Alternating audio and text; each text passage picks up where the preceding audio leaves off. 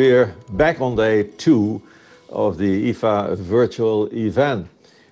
We tried out to get all things ready for the streaming as well, because we know that not everybody can watch at the same time of the day or the night. So your Master of Ceremony herewith welcomes you in the virtual room for the session of Subject 2, Exchange of Information, Issues, Use and Collaboration.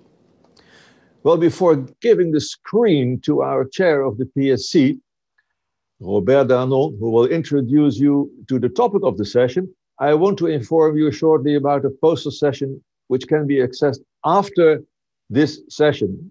That is from 5 p.m. to 5:30 p.m. Central European Time.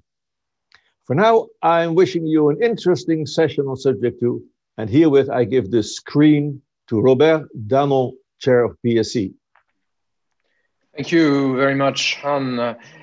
Good morning, good afternoon, good evening to you all. It's a pleasure to welcome you again. Yesterday we had a stellar session on reconstructing the tax treaty network. Now we're in for topic 2, an equally fascinating topic: exchange of information, issues, use, and collaboration. I think the topic doesn't really need an introduction. Suffice to say that it will be approached from a policy perspective, from a practical perspective, and also from a perspective point of view. I'm delighted, and IFA is delighted to welcome as chair of this session, Ambassador Christoph Schelling, who equally does not need an introduction, but he's the head of international policy at the State Secretariat for International Finance, the SFI, in Switzerland. He's regularly involved in the global tax conversation, whether it concerns exchange of information or the current hot topic. And last but not least, of course, he comes from a country which has significantly contributed in the shaping and the development of exchange of information. So I'm very, very delighted on behalf of IFA and the PSC to welcome him as the chair of this session. I would also like to take the opportunity to thank the general reporters, Armando Lara Yafa from Mexico and Tatiana Falco from Brazil, and equally all the members of the panel. We fully appreciate that this is not the perfect time to prepare such a session, and you would have perhaps preferred to be in Cancun, and so would have our Mexican friends. But at least we're able to discuss the essence of the topic. So without any further delay, I will hand over to Christoph Schelling, thanking him again. Christoph, the floor is yours. And dear IFA friends, I wish you a very good and productive panel today. Well, thank you, Robert. And a warm welcome, ladies and gentlemen, dear colleagues, also from my side to our panel on subject number 2 of the International Fiscal Association's virtual event 2020, which carries the title Exchange of Information, Issues, Use and Collaboration. My name is Christoph Schelling. I will act as the chair of this session. Ms. Nereida Yagi is secretary of the session. She's a senior tax policy advisor at the State Secretariat for International Finance within the Swiss Ministry of Finance. Today, we have what we believe is a remarkable panel comprised of experienced and knowledgeable speakers who will be talking about important achievements, developments, and plans related to the global standard governing the exchange of information for tax purposes, be it on request, spontaneous, or automatic. Our panelists will address particular implementation issues with respect to the global standards, discuss US FATCA, and look at some major trends, including from an EU perspective. As to the format, each panelist will present to us a topic within the ambit of his or her particular expertise. The general co-reporter will then share with us high-level main findings, takeaways, and discernible trends taken from the general and branch reports, which have been published on the IFA website. As attendees, you will have the possibility to bring questions or remarks to the attention of the panel via the questions and answers function on your screen. We plan to address a limited number of your inputs by the end of today's webinar, and thereby count on your understanding that it will not be possible to respond to all questions due to constraints in time. I may add that if you were to encounter any technical difficulties, you may send a message to the IFA General Secretariat via the chat function. Finally, I would like to inform you that the recording of this session will be made available to IFA members as of tomorrow via the IFA website. We move to slide 3, please. I have now the pleasure to introduce to you, in the order of their appearance, our distinguished panelists and speakers. First, Ms. Hue Min Chia-Turn will be the speaker. Hue Min is the Deputy Commissioner of International Investigation and Indirect Taxes at the Inland Revenue Authority of Singapore. She is also Singapore's representative to the OECD Inclusive Framework on BEPS and serves as a member on its steering group. In particular, she has been serving as the chair of the peer review group of the Global Forum on Transparency and Exchange of Information for Tax Purposes since 2016. Prior to that, she held the role of the vice chair from 2010 to 2015. Mr. Xavier Auberson will be our second speaker. Xavier is a professor of Swiss and international tax law at the University of Geneva in Switzerland, and also practices the law as an attorney with a Swiss law firm. He is active in various associations, expert committees and foundations. He is a laureate of distinguished awards, and he has published numerous scientific books and articles, many of which in the field of exchange of information for tax purposes. Ms. Maria Jose Garde will be our third speaker. Maria Jose is Director General of Taxation in the Ministry of Finance of the Kingdom of Spain. In this position, she is in charge of the implementation of the actions derived from the EU tax harmonization policy and for the drafting procedure of the state budget, and is responsible for the negotiation and application of international tax agreements and for tax-related work with the OECD and the EU. Maria Jose is also Spain's representative to the OECD Inclusive Framework on BEPS. She serves on its steering group and is equally a member of the Bureau of the Committee on Fiscal Affairs of the OECD. Furthermore, she has been serving as the chair of the Global Forum on Transparency and Exchange of Information for Tax Purposes since 2017. Mr. Marnin Michaels will be our fourth speaker. Marnin practices the law as an attorney with an international law firm. He especially acts as a counsel on US withholding tax and qualified intermediary rules, including FATCA, as well as money laundering avoidance legislation. Marnin is active on committees and tax practice groups within his firm. He has authored important legal treatises and lectures in several LLM and MBA programs on various tax issues. Mr. Reinhard Biebel will be our fifth speaker. Reinhard is head of the unit Direct Tax Policy and Cooperation within the Taxation and Customs Union Directorate General of the European Commission. His responsibilities cover administrative cooperation in the area of direct taxation, including automatic exchange of tax rulings, so-called DAC3, non-public country-by-country reporting, DAC4, and reporting obligations for intermediaries, DAC6. He is currently working with his team on reporting obligations for digital platforms planned as an amendment to the existing rules on automatic exchange of information in the EU. Last but not least, Ms. Tatiana Falcao will be our sixth speaker. Tatiana, together with Mr. Armando Lara Jafar, is the IFA's general reporter of this year's subject number 2, which is the topic with which this virtual panel is dealing.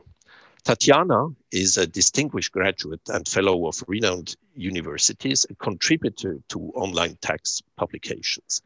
She has extensively engaged in work related to the United Nations Committee of Experts on International Cooperation in Tax Matters and is a member of the Scientific Committee of the Africa Tax Research Network of the Africa Tax Administration Forum.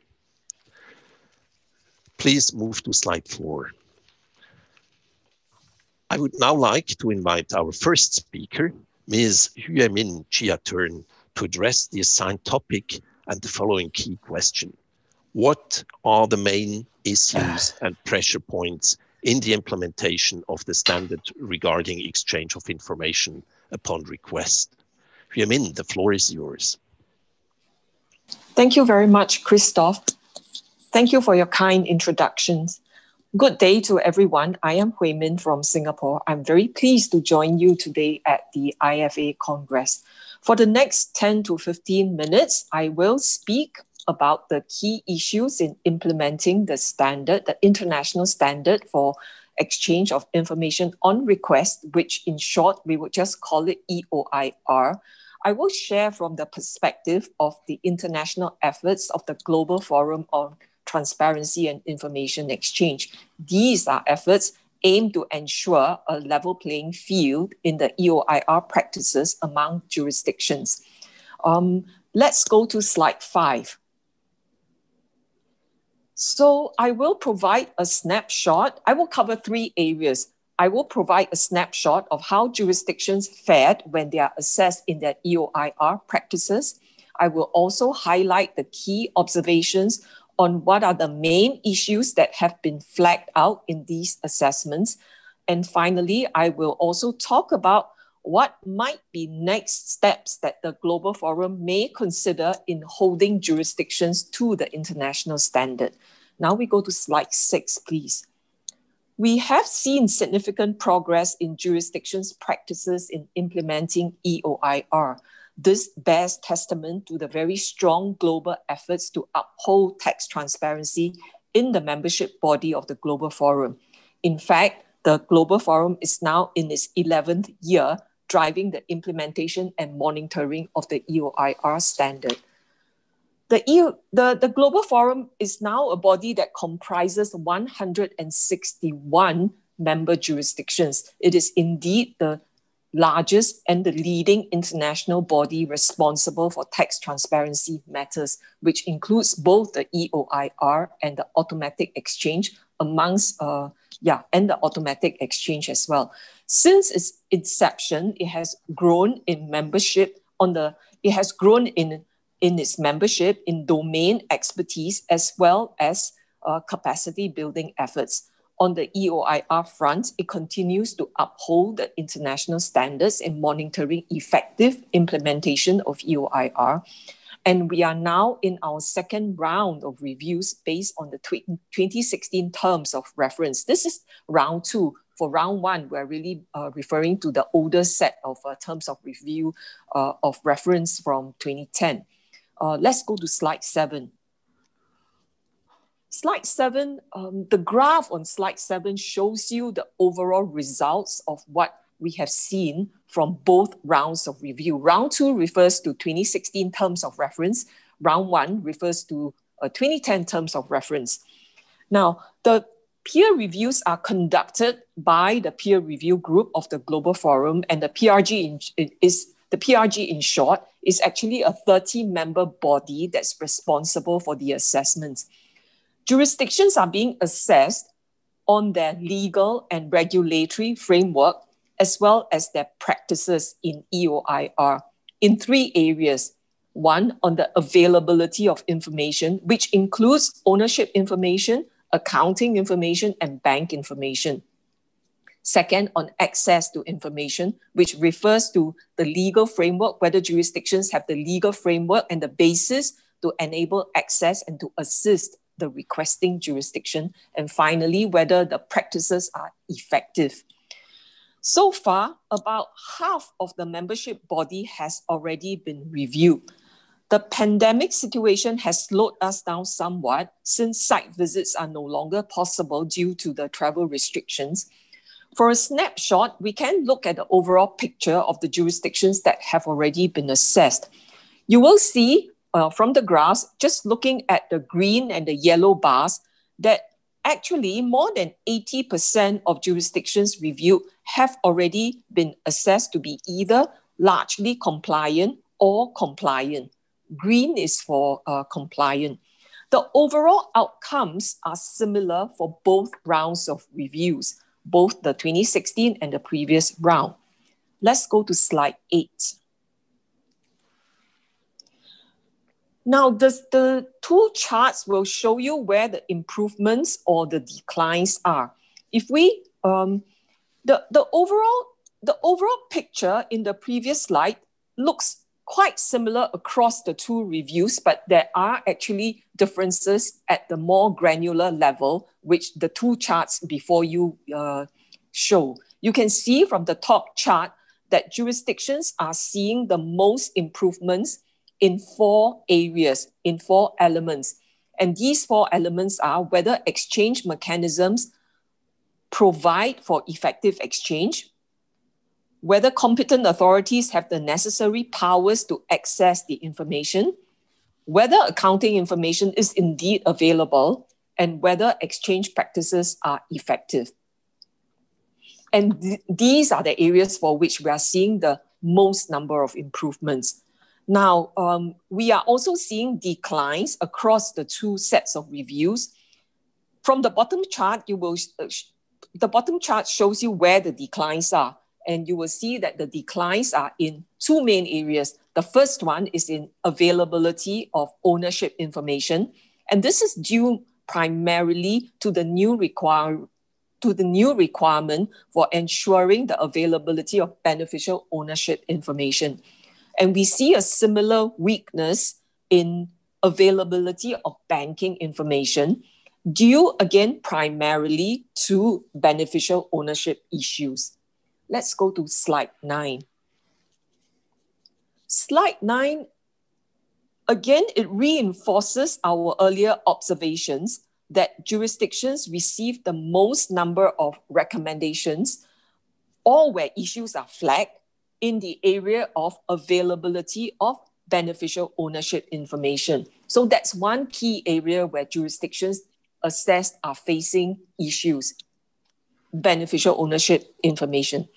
And the second area in which jurisdictions are facing issues with their reviews are in the area of quality and timeliness of exchanging information. I will elaborate in the next slide, slide 10. Firstly, on beneficial ownership information, where are the problems?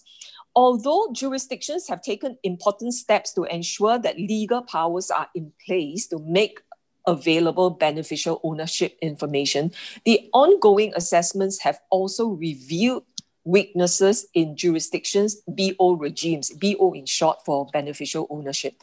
Now, some challenges relate to adequacy of the domestic legislation for beneficial ownership. Some relate to the inadequate oversight or supervision in ensuring that legal entities or arrangements do in fact maintain the BO information. It is really one thing to have laws in place, but it is quite another to ensure that laws are being enforced through regular supervisory practices or activities. And this is where PRG takes a very close look at whether jurisdictions in fact do have the supervision regime in place. Now, second, on the quality or timeliness of exchange.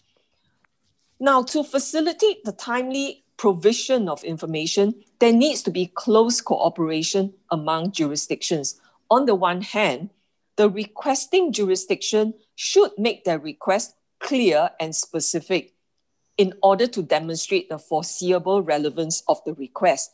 This way, the requested jurisdiction will readily assist. Now, correspondingly, the requested jurisdiction must also have in place the right organizational structure, processes in place, and sufficient resources to meet these requests on a timely basis. So these are the areas that the PRG or the peer review group will look at when conducting assessments. Slide 10. Let's talk a little bit more about foreseeable relevance in slide 10, the next slide. On foreseeable relevance, now this criterion requires that the requesting jurisdiction articulates how the information requested is relevant to the administration of the tax laws of the requesting state.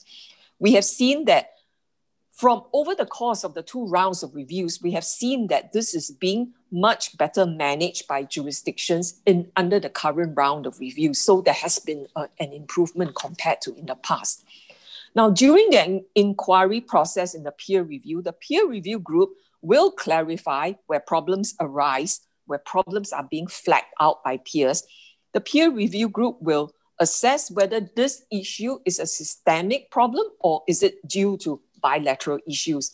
And we have often found that good communications and good working relationships between the requesting and the requested would help facilitate the exchange process. Finally, on confidentiality, I want to point out that it's actually very, very heartening to note that the very, very large majority of assessed jurisdictions have adequate and very satisfactory regimes for safeguarding confidentiality, which has led to extremely few numbers of recommendations made under this particular criterion on safeguarding confidentiality. We would now go to the last slide, that will be slide 12. Going forward, now, the current round of reviews is scheduled to be completed by the 3rd quarter of 2024, but well, it is possible that delays there might be delays because of what we're already seeing in the pandemic. But nevertheless, the Global Forum is already thinking about what should come next after round 2. Should reviews continue in the current manner? Now, these reviews are very resource intensive, very rigorous processes, but they have helped to promote and ensure a level playing field and consistency in practices. So the question would be, how will the Global Forum and the peer review group ensure that they continue to play their roles meaningfully? Will there be a round 3 review? And if so, what should they look like? While peer reviews have proven useful in ensuring that jurisdictions keep to the global standards, there is some scope to slim down the process.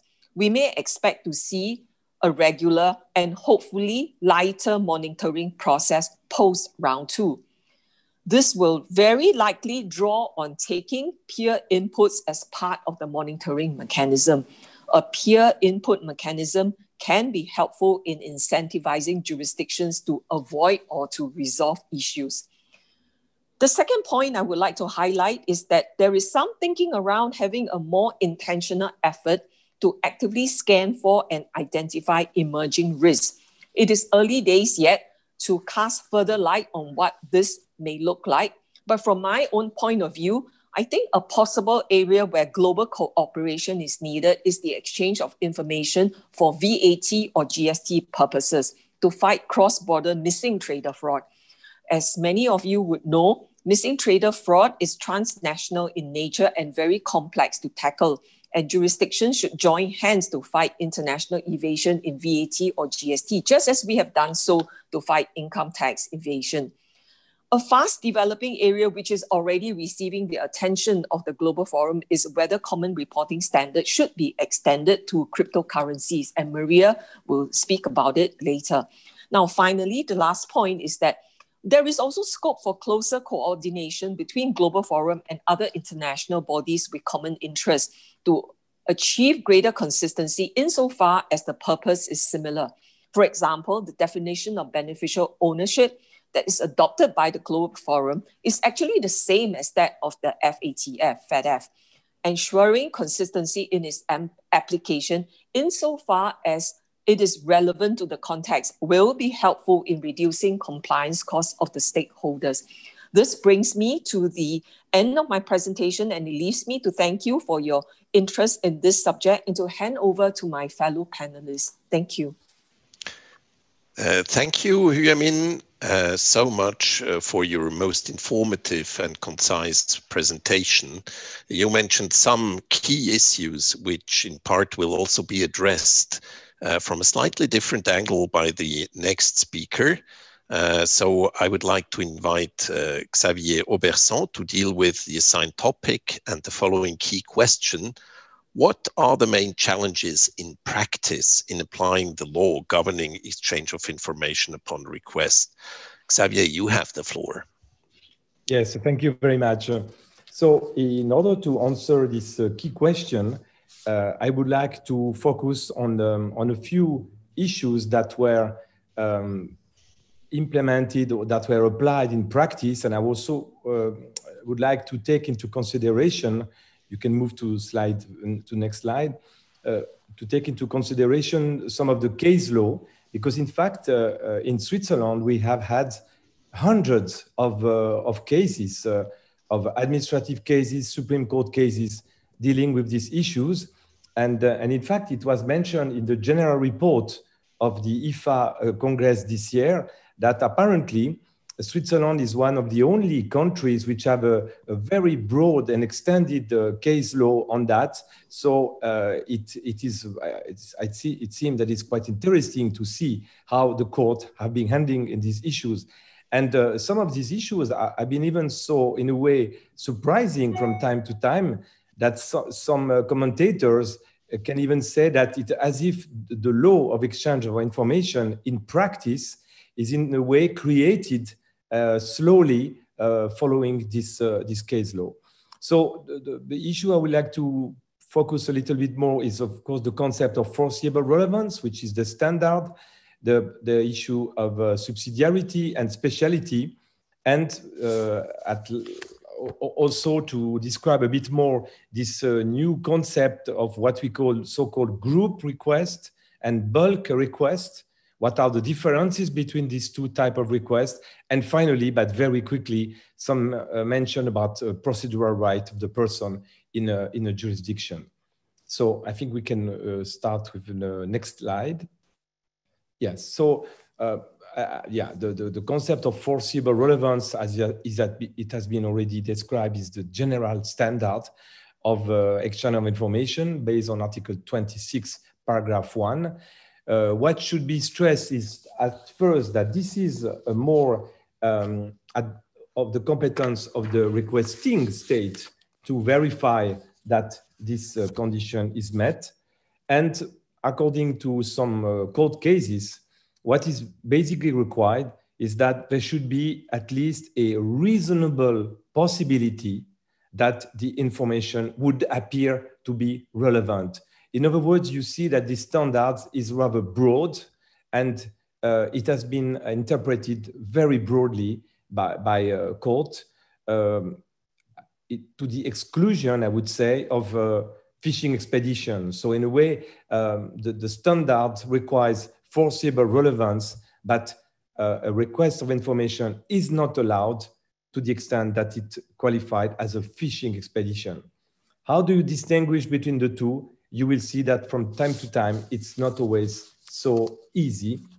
And in a way, you can also make the case to say that this standard of foreseeable relevance is an implementation in the area of exchange of information of the principle of proportionality. Okay, so let's go a bit more into the specific. We can move to the next slide. And I want to show you some areas where the issue of foreseeable relevance has been disputed. And there was some cases in Switzerland, we call them pilot cases. In other words, you have sometimes hundreds of cases, and what the court is doing or the administration is doing, they just keep one relevant case, the pilot case, and this case go to the Supreme Court, and then it creates some kind of a case law. So one of these pilot cases referred to the issue of residence, and I would say conflict of residence. So the question was whether if you have a taxpayer who is resident in the requesting state, can the requesting state still request information about his or her asset in the other state? Because at the end of the day, is only resident in the requesting state. But what was happening is that now, if this taxpayer is resident of the other state, I mean, is resident of the requested state, you may say that, well, this information is not relevant because the taxpayer is not resident of the requesting state. So you see the issue that was relevant. And in the series of cases, then the Supreme Court has confirmed that in case of conflict of residence, to the extent that there are some elements that could argue in favor of the requesting state, that these taxpayers could be relevant in order to verify that whether the tiebreaker rule of Article 4, paragraph 2 of the Double Taxation Treaty is met, the requesting state should be in the position to get some information from the request state. So these kind of cases were then regarded as forcibly relevant. In another series of cases, it's basically 3 cases, but the leading one is the one I've described to you. The second issue was the issue whether an individual resident in France, an individual resident in Switzerland, but France was challenging his domicile and saying that perhaps this individual is also resident of France. So the French administration requested under which regime this individual was taxable in Switzerland and whether the so-called lump sum system, which is a tax on expenses, was applicable in Switzerland.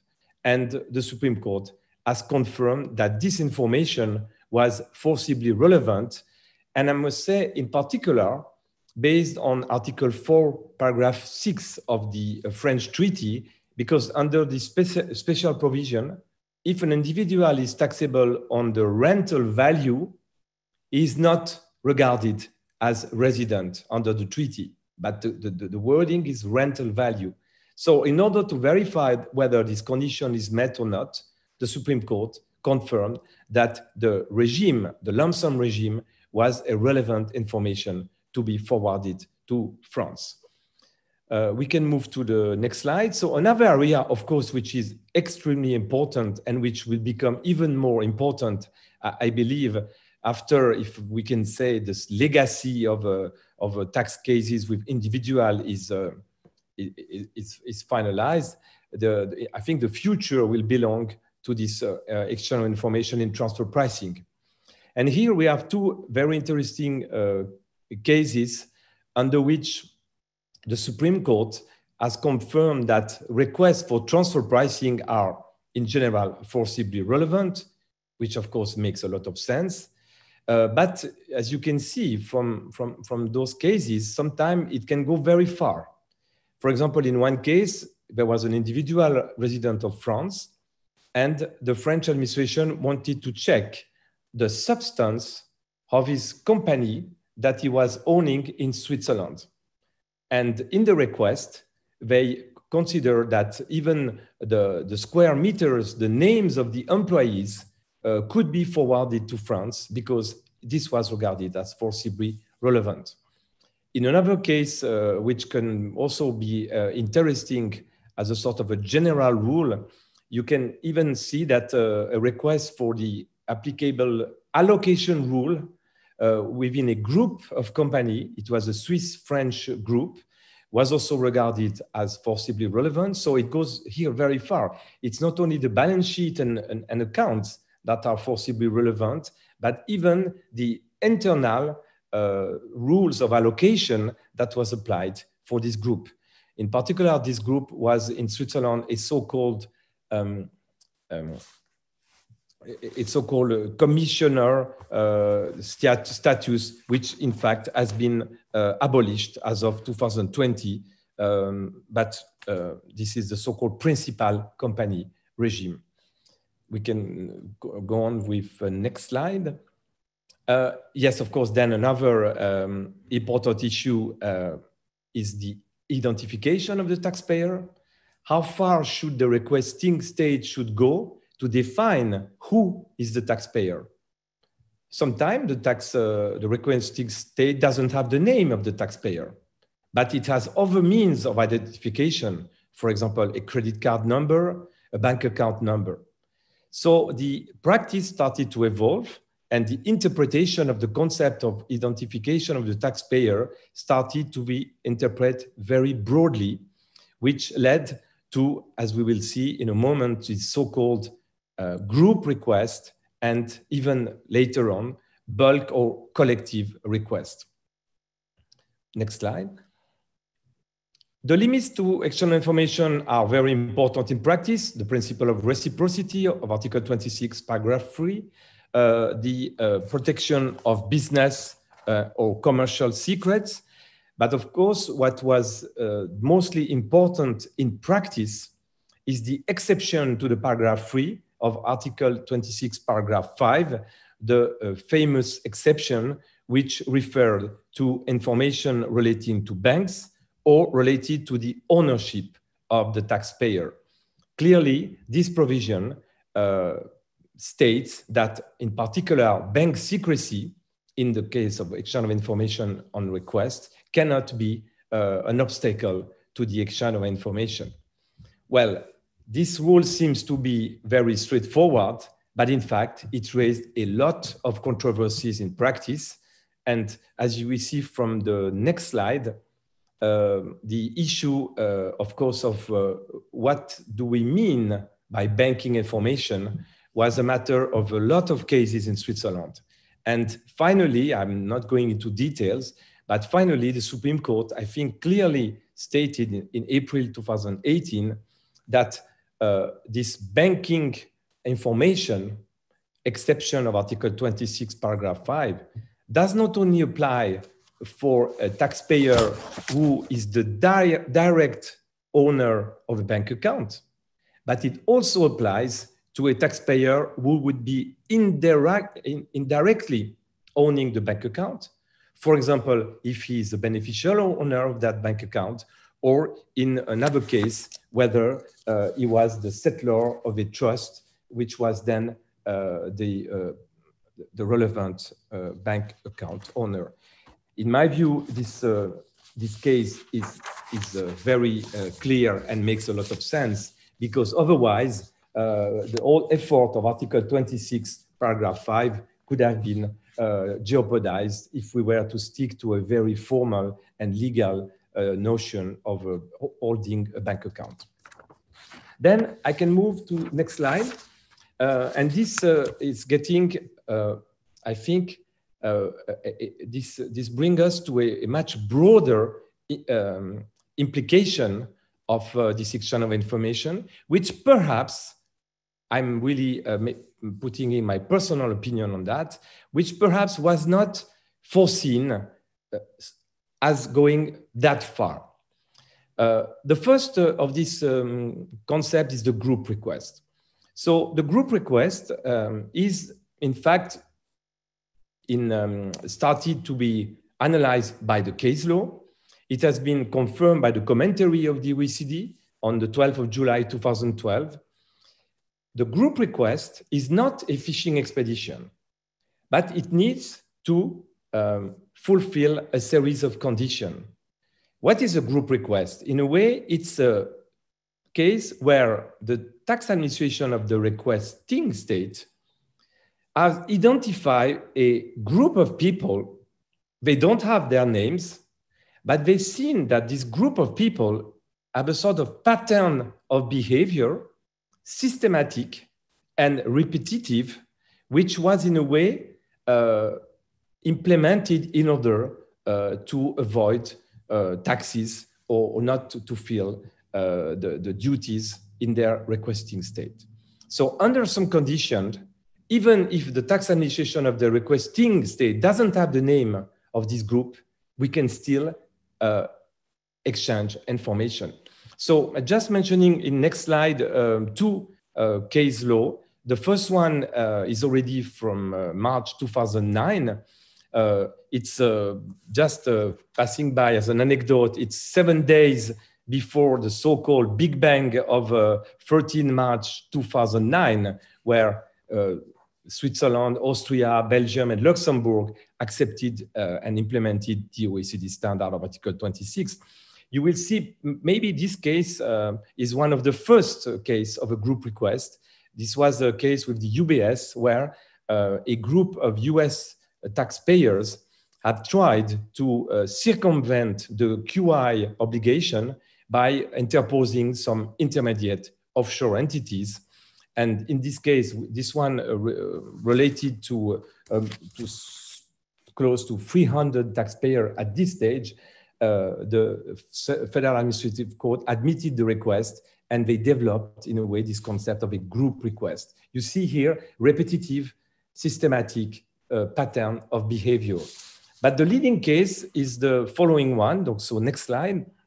This is the Dutch case, on which the Supreme Court has also admitted, and I think there were much more taxpayer involved. We were talking about Dutch residents which had not responded to a request from the bank asking that they had complied with their obligation in Holland. And under this case law, you see the three conditions that should be met in order for the group request to be acceptable and to be not regarded as a fishing expedition. First of all, the requesting state should detail should bring a detailed description of the group. Secondly, describe relevant applicable law and the motive of the request. And third, demonstrate that the information is adequate to achieve compliance. This is a very important case because following that, there are many more group requests pending. We even expect maybe from the United States also some group requests based on the finalized ratification of the new double taxation treaty, which was ratified by Switzerland in 2009, but took 10 years to be ratified by the United States. Then I move to another concept, which is the concept of bulk request. So this concept, it seems to me, frankly, is not so clear. And I may even say we can discuss at length about the difference between a bulk request and a group request. But if you follow the Supreme Court case law, the difference is that a collective request is in fact a series of individual requests.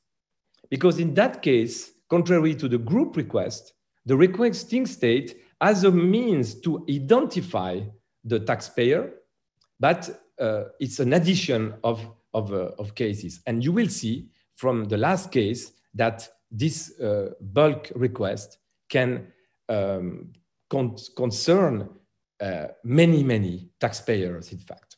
So the first case which developed this bulk request, so we can move to next slide, is, yeah, we can move to next slide. Okay, thank you very much. Yeah, so no, this was the case before, so I'm sorry, maybe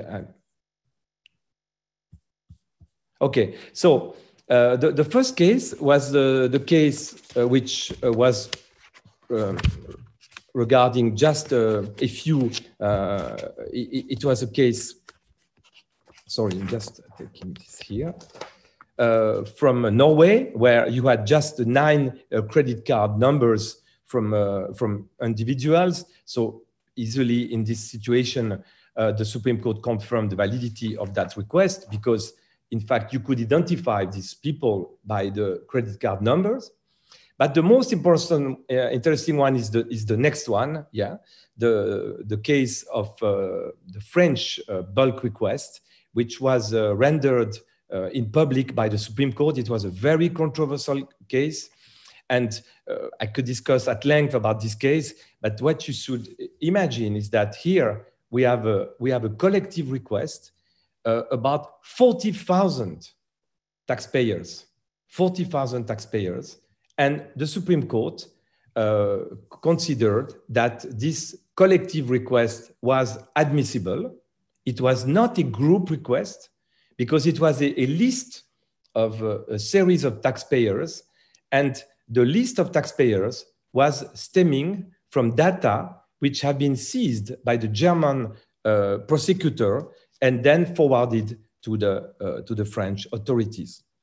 What is disputable about this case, I don't have the time to go very far, but what is disputable in my view is, first of all, that the Supreme Court knew that if he would qualify this request as a group request, he should have refused it.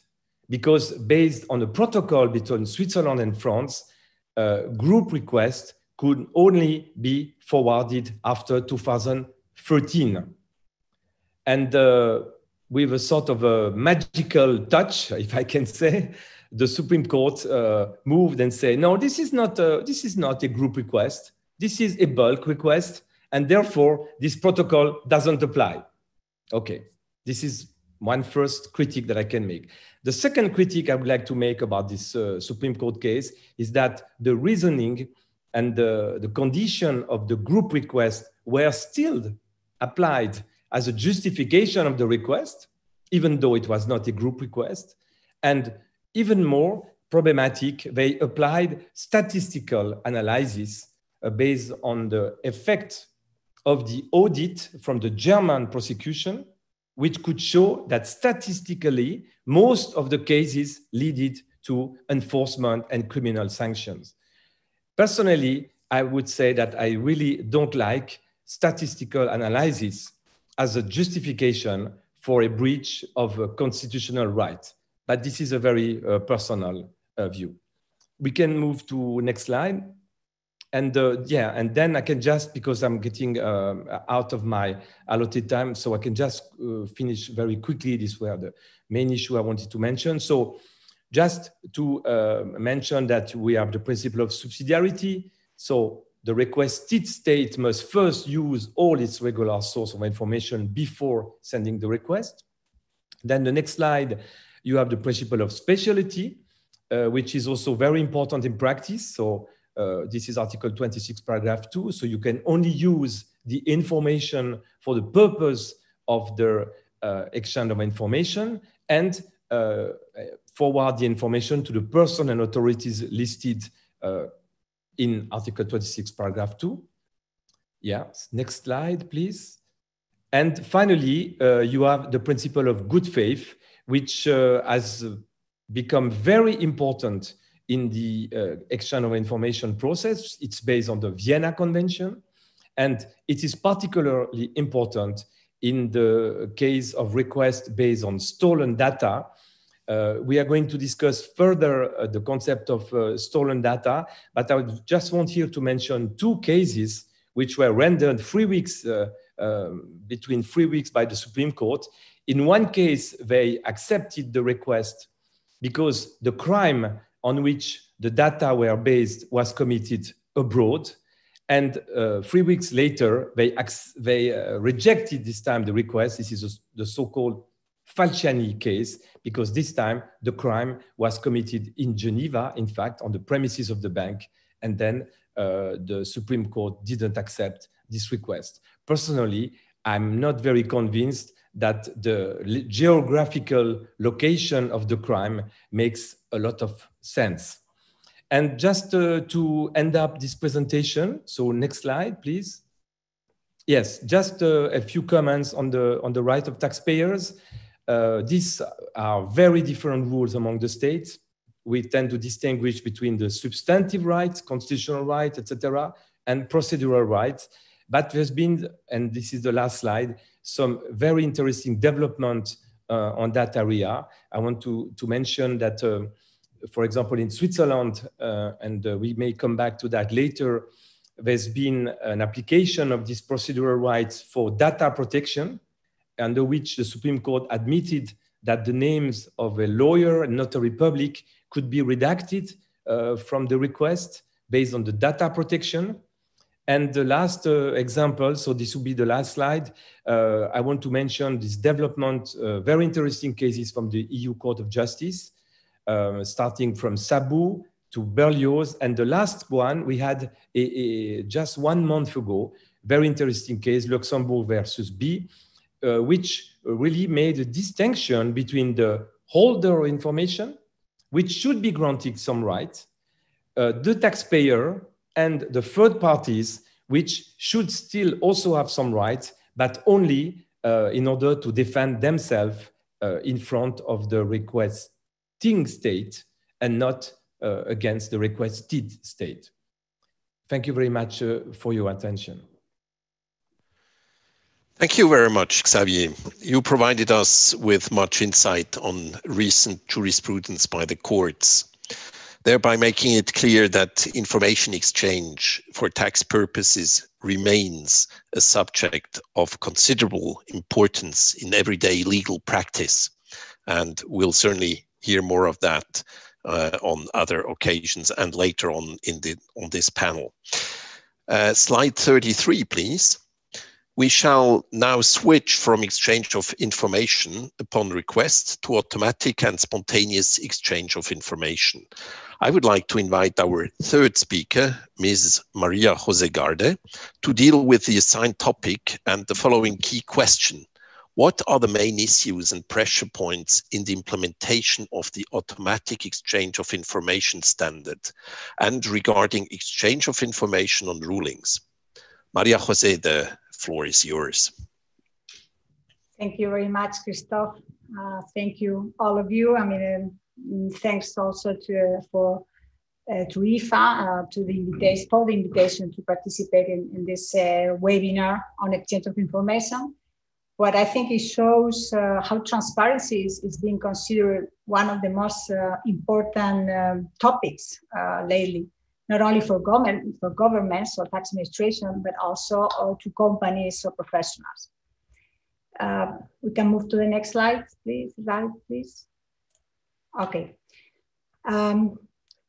Through my presentation, through this session, I would like to try to touch on the impact and relevance of both modalities, exchange of information, automatic exchange of information, and spontaneous, both modalities of exchange of information, as well as the main issues raised by the implementation.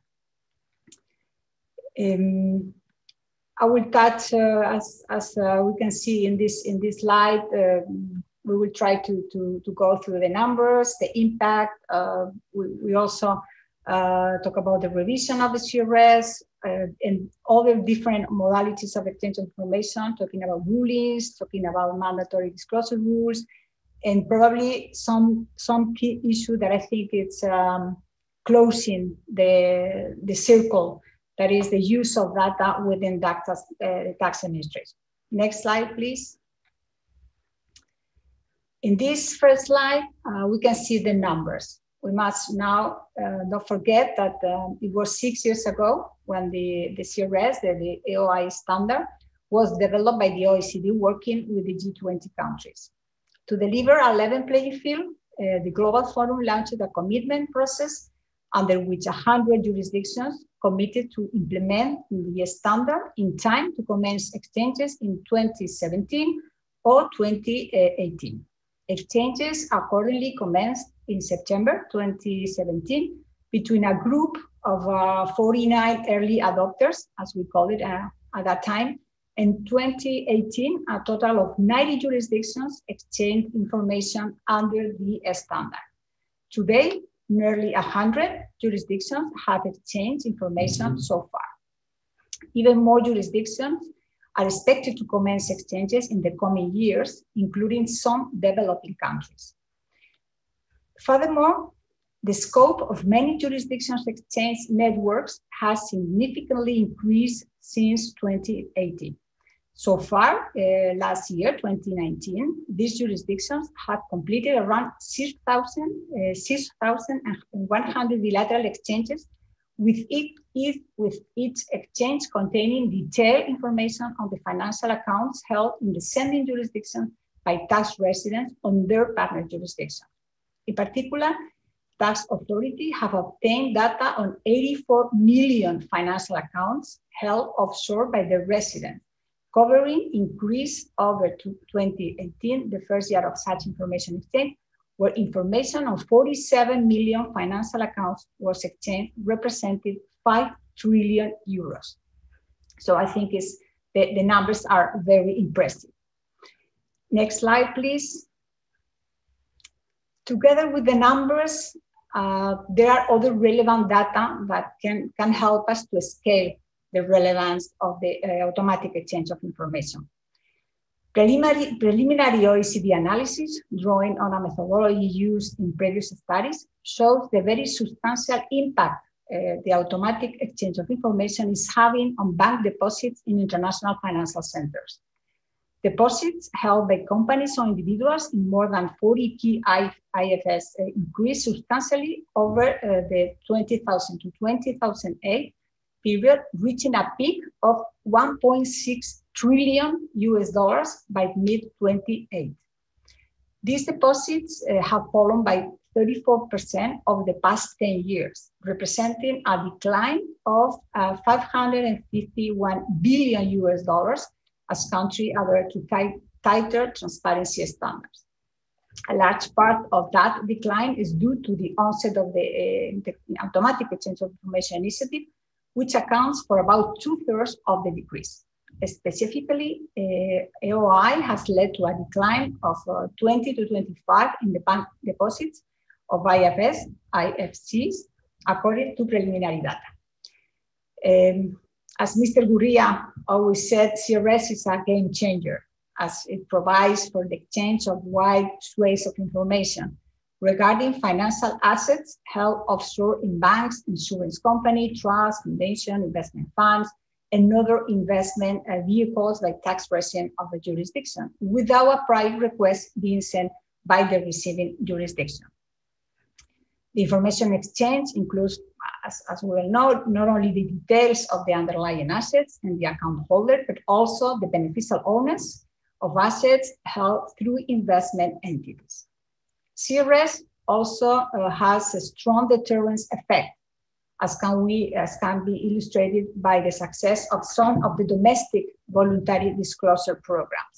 Voluntary disclosure of offshore accounts, financial assets, and income in the run-up to the full implementation of the AOI initiative resulted in more than 95 billion euros in additional revenue for OECD and G20 countries over the last 10 years.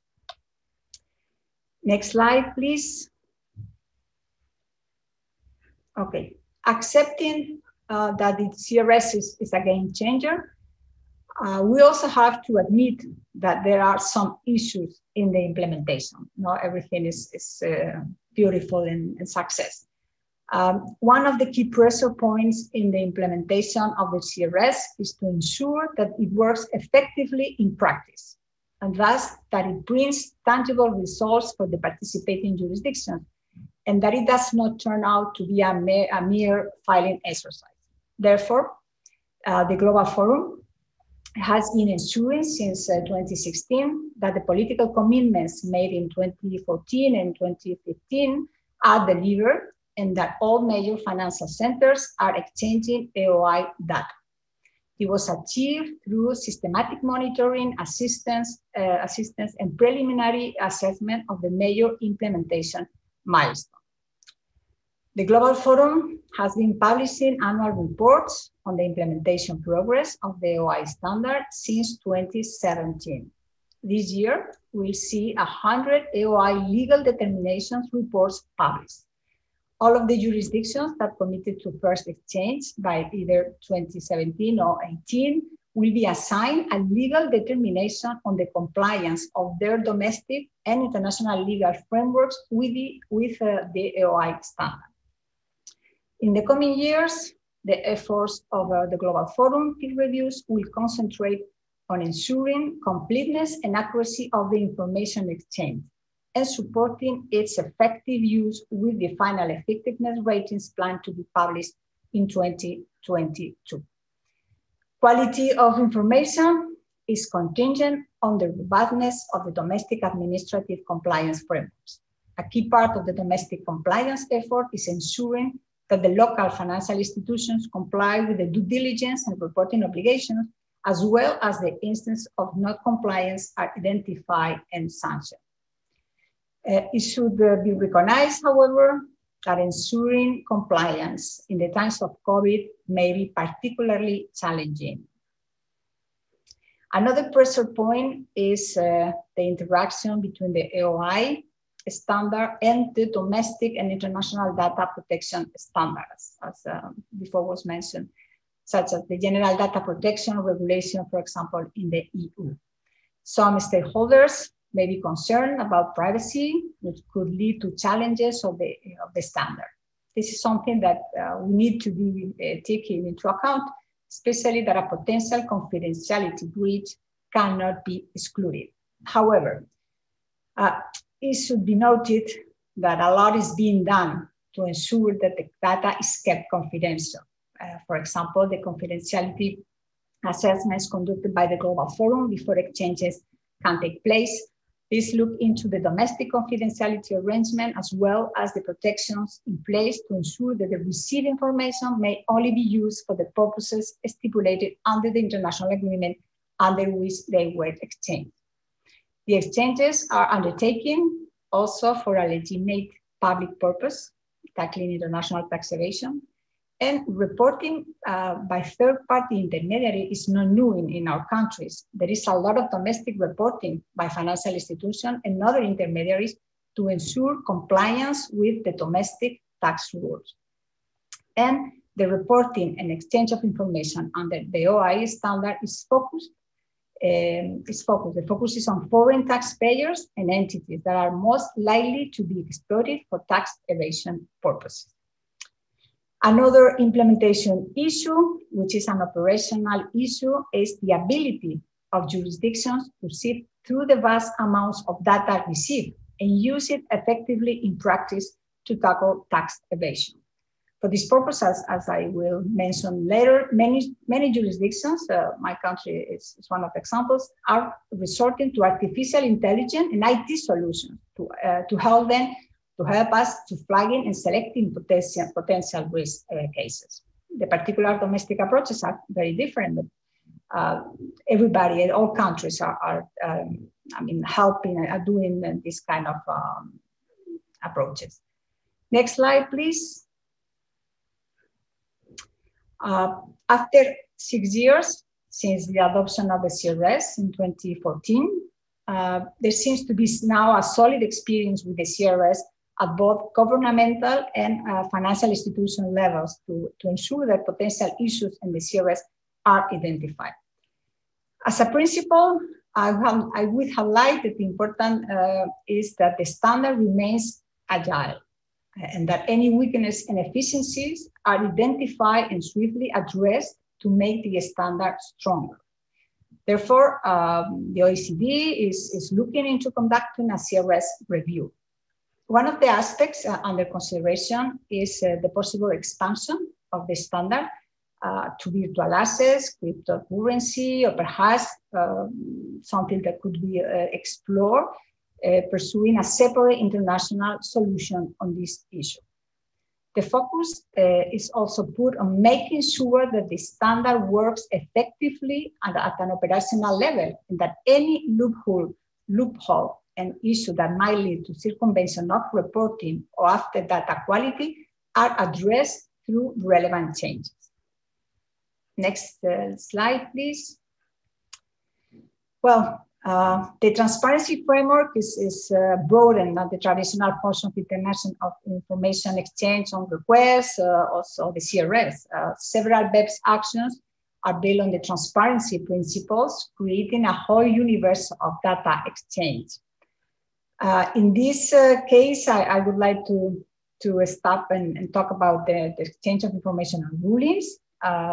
According with the latest publicly released information, I think the next update is planned for the end of December this year, 2020. Almost 18,000 tax rulings has been identified and almost 30,000 exchanges of information have taken place. The conclusion of the third peer review of jurisdictions' transparency frameworks in 2019 showed 112 jurisdictions reviewed, with 80 jurisdictions not receiving any recommendations, demonstrating in that way considerable improvement in the global implementation of the standard. However, the report includes some recommendation issued to relevant jurisdictions, and therefore some jurisdictions we should continue to improve on their implementation process. How or why or what do we use this information?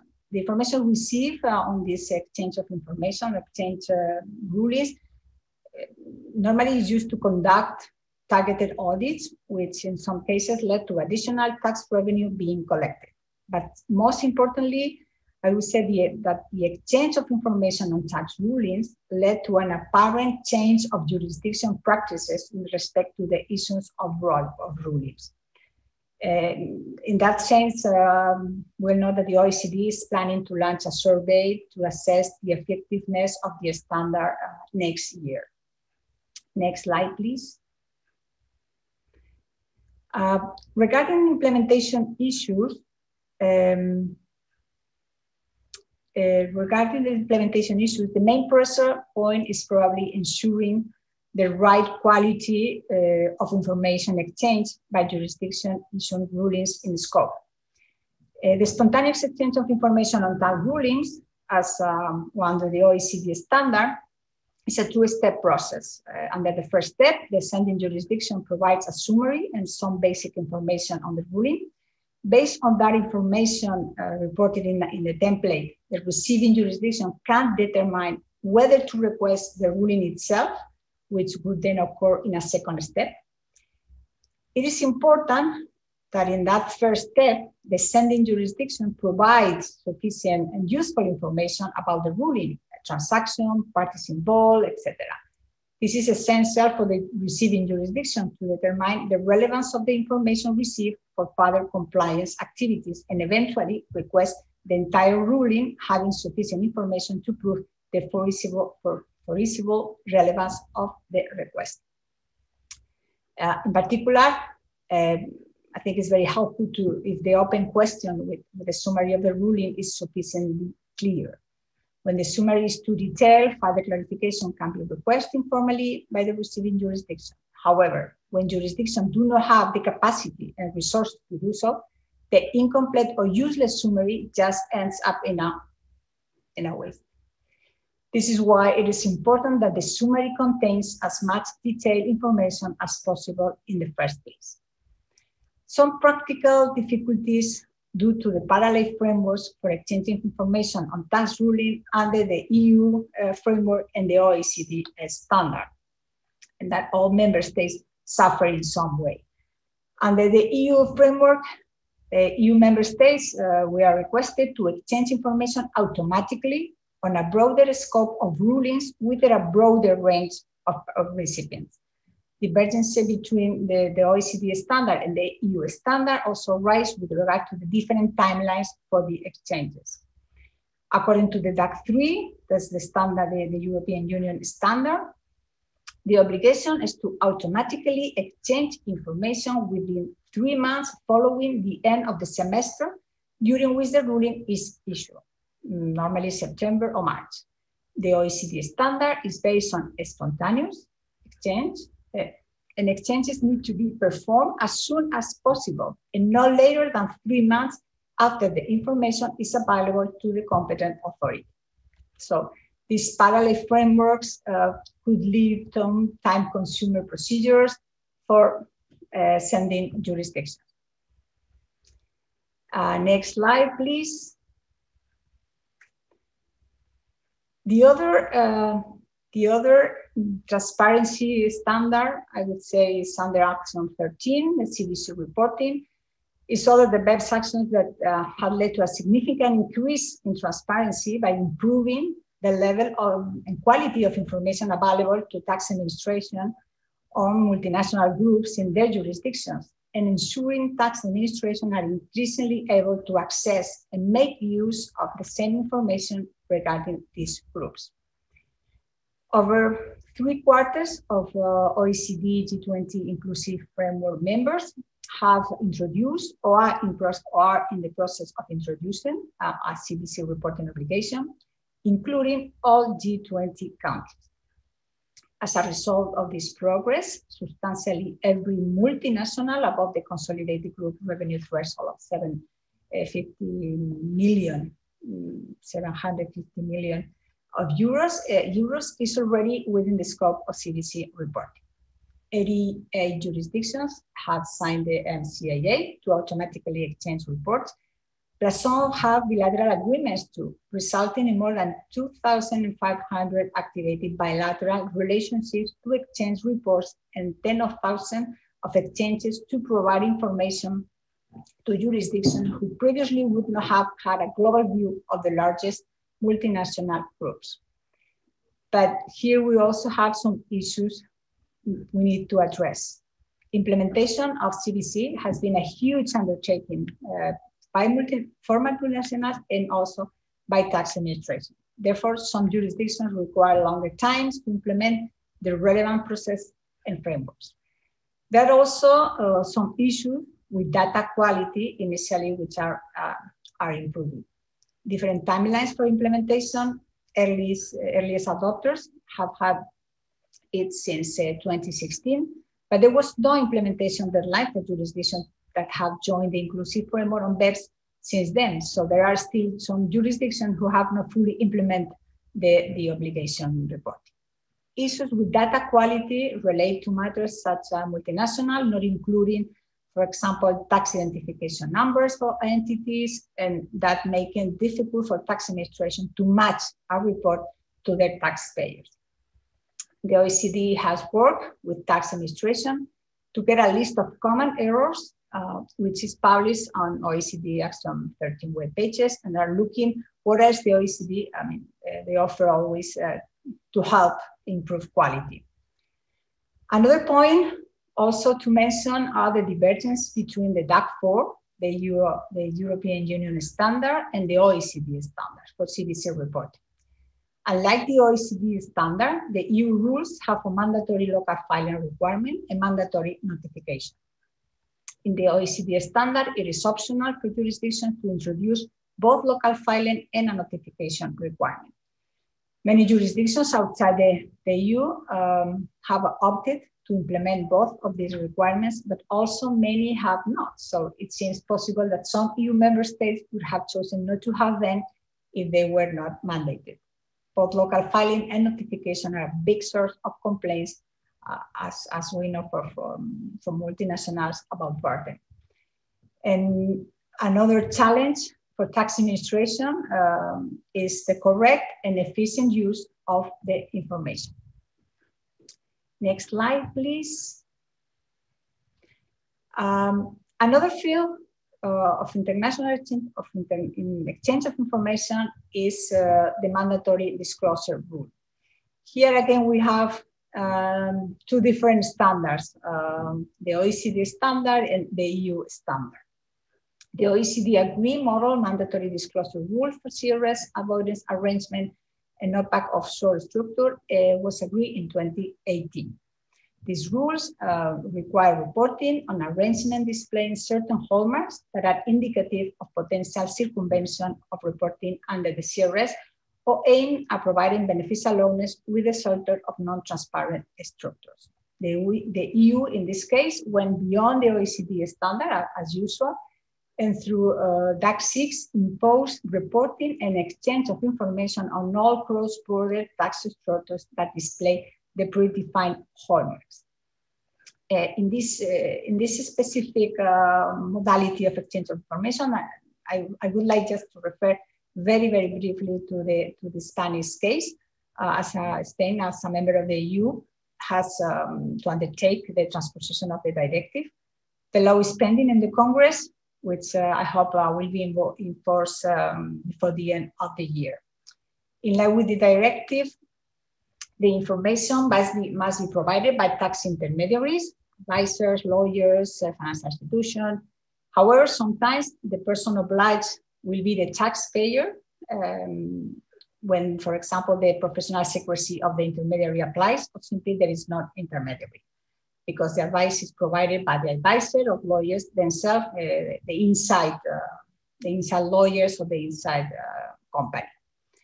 The exemption for the obligation of professional secrecy is regulated, also recognizing the same to all those who are considered intermediaries. So it's in a wider scope. Regarding the area of secrecy, it covers those situations where the advice is carried out with the sole purpose of evaluating the adequacy of the mechanism to the applicable regulation and without attempting or facilitating its implementation, just advice. In case of the suspension to the professional secrecy is applied, the professional must communicate that exercise to the rest of the intermediaries and the taxpayer. What mechanism should be reported? Cross-border mechanism, operation, legal business schemes, agreements, carried out between parties that are located in at least 2 EU member states or a member state in a third state also. In addition, to have the obligation to report a distinctive sign, an indication, a hallmark that implies tax planning must be presented. These indications are listed in the directive, and in the case of Spain, we just transpone that list more or less. The obligation does not extend to domestic operation differently from other European countries, so we just covered the international cross-border transaction. What data had to be declared in line with the regulation of the directive, the data to declare and to exchange will be relating to the mechanism, identification of the parties, summary of the operation, value of it, date of realization, national provision that form the basis of the mechanism, and among others. The declaration should be provided within 30 days from the provision or execution of the mechanism. And when the declaration has been submitted to the tax administration, to the Agencia Estatal de Administración Tributaria, the tax administration will send the data to the European Commission, where in a directory managed by the Commission, it will be accessible to the member states for the purpose of exchanging information. The information is expected to be used to prevent and combat aggressive tax planning carried out at the international level, and a regime or specific penalty has also been regulated. In relation with the impacts and issue, I think it's pretty much covered with what I explained.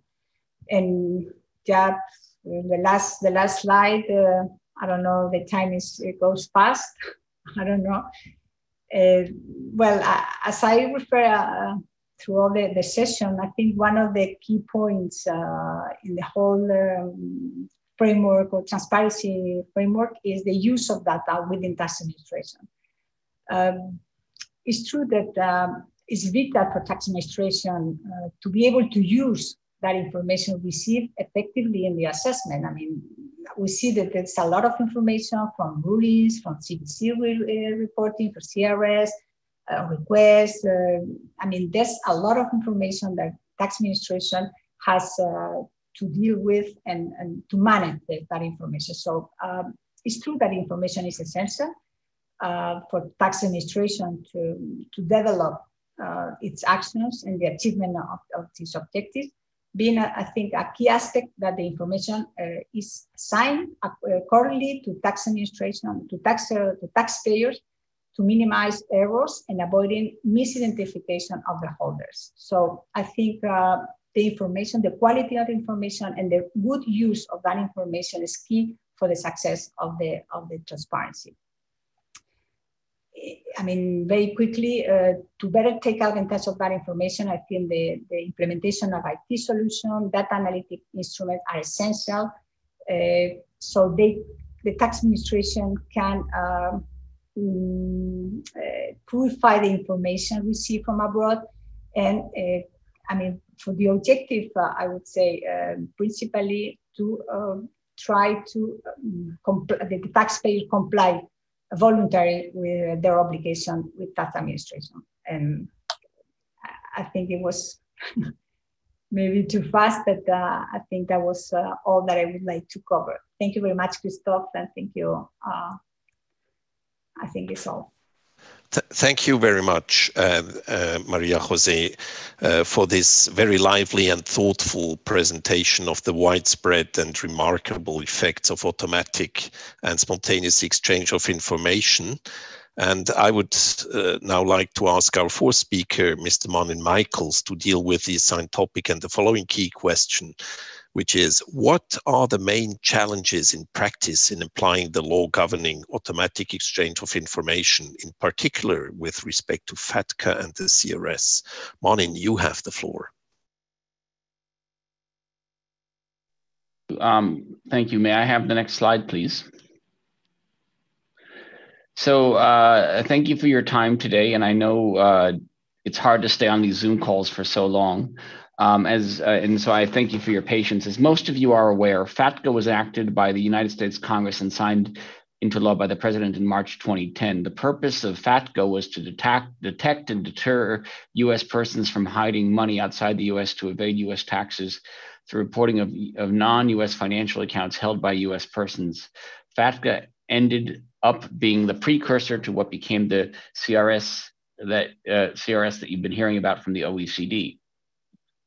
While there have not been many significant developments with FATCA in recent years, I have identified several hot topics that are worth reviewing, specifically group requests, which was touched on a bit by Xavier already, IRS compliance campaigns, and the request to suspend FATCA, at least on a limited basis. Now, moving on to the topic of group requests. The first topic I will mention to you is the ongoing issue of group requests made by the IRS for additional FATCA information. As you know, the 2009 protocol between Switzerland and the United States changed under the tax treaty, changed what was finally ratified in 2019, which was finally ratified in 2019 by the U.S. Senate after almost a decade of delays.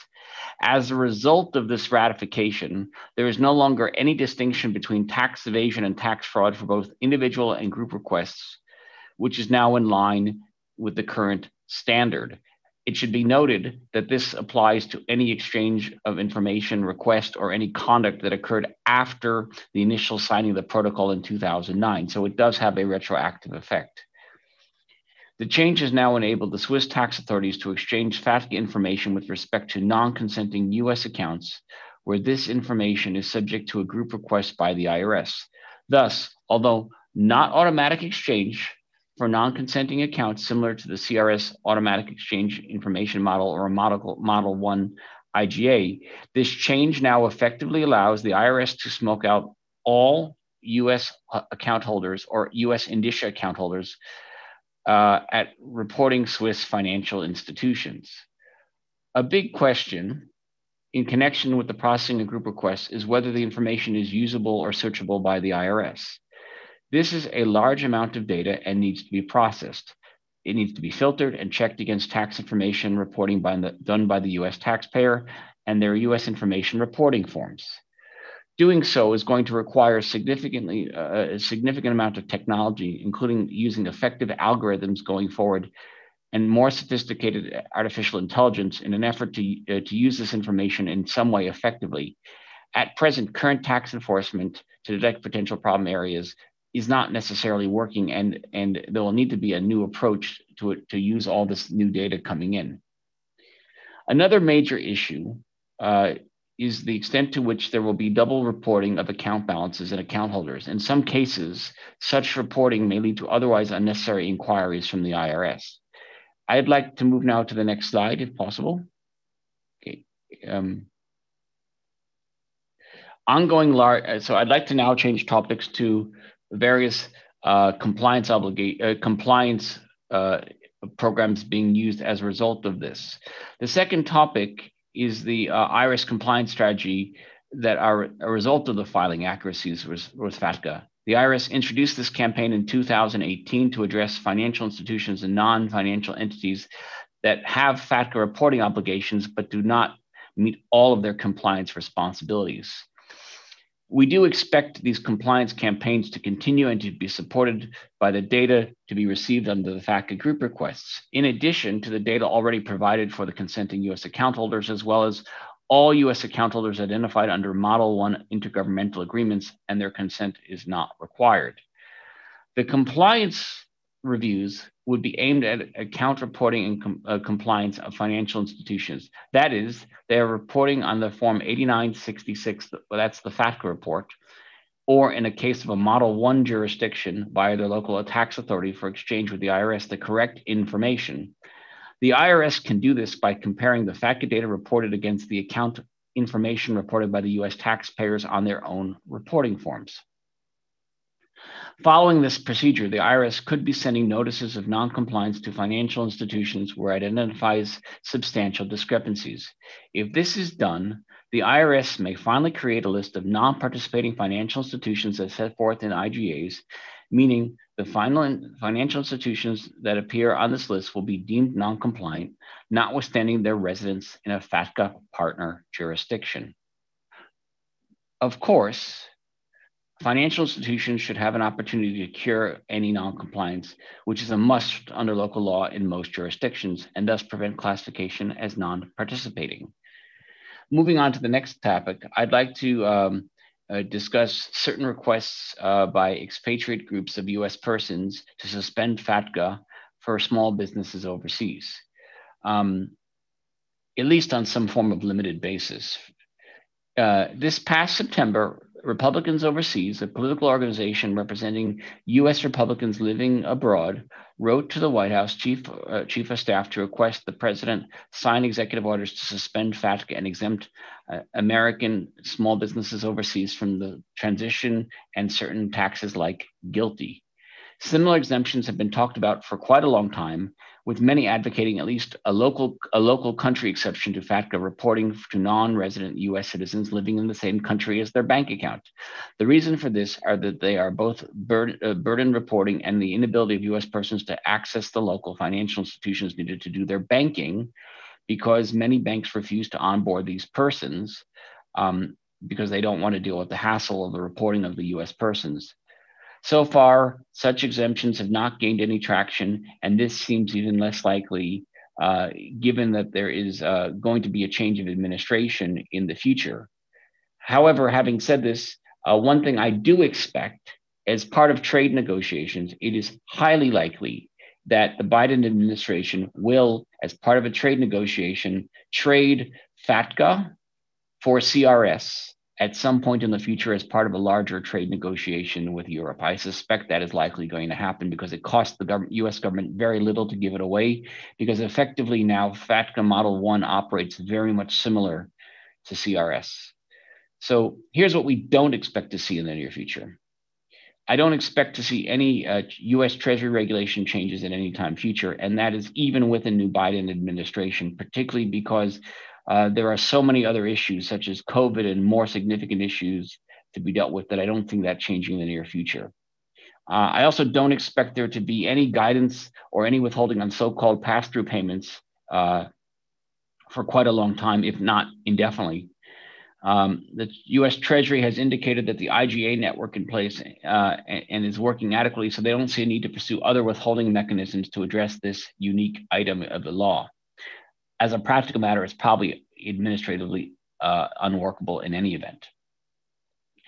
In reality, the Treasury regulations have not really changed to reduce reporting or other burdens on financial institutions in quite a long time.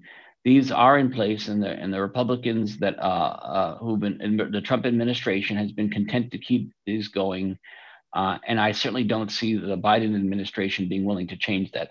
So I don't see there likely to be any change in the regulatory picture for FATCA unless Biden trades FATCA for CRS as part of some sort of trade negotiation. We also do not expect many changes or any type of significant change in local jurisdictional guidance. There may be specific ongoing changes, and in some cases, perhaps there will be greater conformity of some periphery issues for FATCA with standards at a CRS jurisdictional level. But most jurisdictions at this point have their own implementation framework in place, and they seem for the most part to be working relatively well. Now, you may ask, what's the future in FATCA? Well, the practical matter is, subject to one caveat, I don't see FATCA going anywhere anytime soon. The only thing I see is a possibility, since FATCA and the Model 1 and Model 2s are starting to look so much like CRS, there might be a trade at some point. on this as part of a larger deal because it doesn't cost the US that much to do so. The US General Accounting Office doesn't see any type of additional income that would be generated by switching from FATCA to CRS because they think it should be in the same way in any event. And in any event, the theory being that most of the people being caught by CRS living outside the US are paying taxes in their home jurisdictions, and most US people are paying taxes. So the system isn't going to raise any further revenue. It should be noted that the position of the US Treasury is they're happy with FATCA, and they're happy with the situation for the moment, and they don't see a reason to it. The reality is I think we are where we are. I think it's not going to change much in the near future. And I think the only likely change will be if a part of a larger trade negotiation, there's a request for this, and because it doesn't cost the US much to do it, I think it's possible that they do it. Thank you very much. Thank you so much, Marnin, for what has been a very interesting technical and political analysis of the status as concerns the United States Foreign Account Tax Compliance Act. And I'm sure we're going to hear more about that in the future. Now we're moving to the next slide. And I would like to go to yet a different aspect of the same theme and try to shed some light on options for improved cooperation, possible limits set to cooperation. And thereby would like to invite our fifth speaker, Mr. Reinhard Biebel, to address the assigned topic and the following key question. What are the objectives and limits of extended cooperation in the field of tax, in particular in the EU's perspective? Reinhard, the floor is yours. Now, thank you very much, Chair, and thanks to IFA for inviting the European Commission and giving me the opportunity to give you a short update on administrative cooperation from an EU perspective. In view of the time, I will keep it as short as possible. And my quick answer to the key question regarding objectives and limits would be, we would like maximum cooperation without any limits. Now, of course, this is the theory, and we are not naive. We know that in reality, things are much more complicated. We can move to the next slide, please. Even one further, I jumped this. What is the situation today, and what is our narrative as from a European point of view? We are responsible for the proper functioning of the internal market, and we all know that although member states are sovereign in terms of taxation and dealing with their taxpayers, they're also part of an internal market, and that provides rights, obligations, but also benefits. And in that sense, there is also a role for us to make sure that the internal market works as it should work. The fight against tax avoidance and evasion has been at the core of our strategy and policy priority list for the past few years.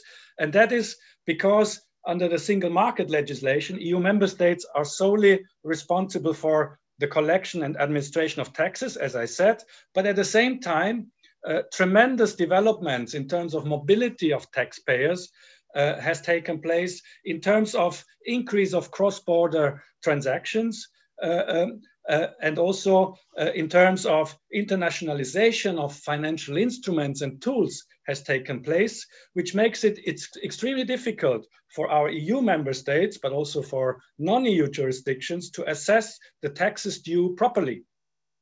That is at least our view, affects the functioning of the internal market ultimately, because the powers of controls remain at national level, whereas the transactions have moved to international and cross-border levels.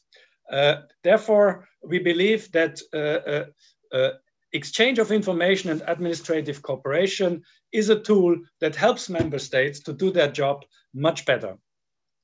Our narrative is that in order to fight tax evasion and avoidance, and to eliminate also double taxation, which is another negative phenomenon that should not exist. This requires efficient and user-friendly tools for administrative cooperation.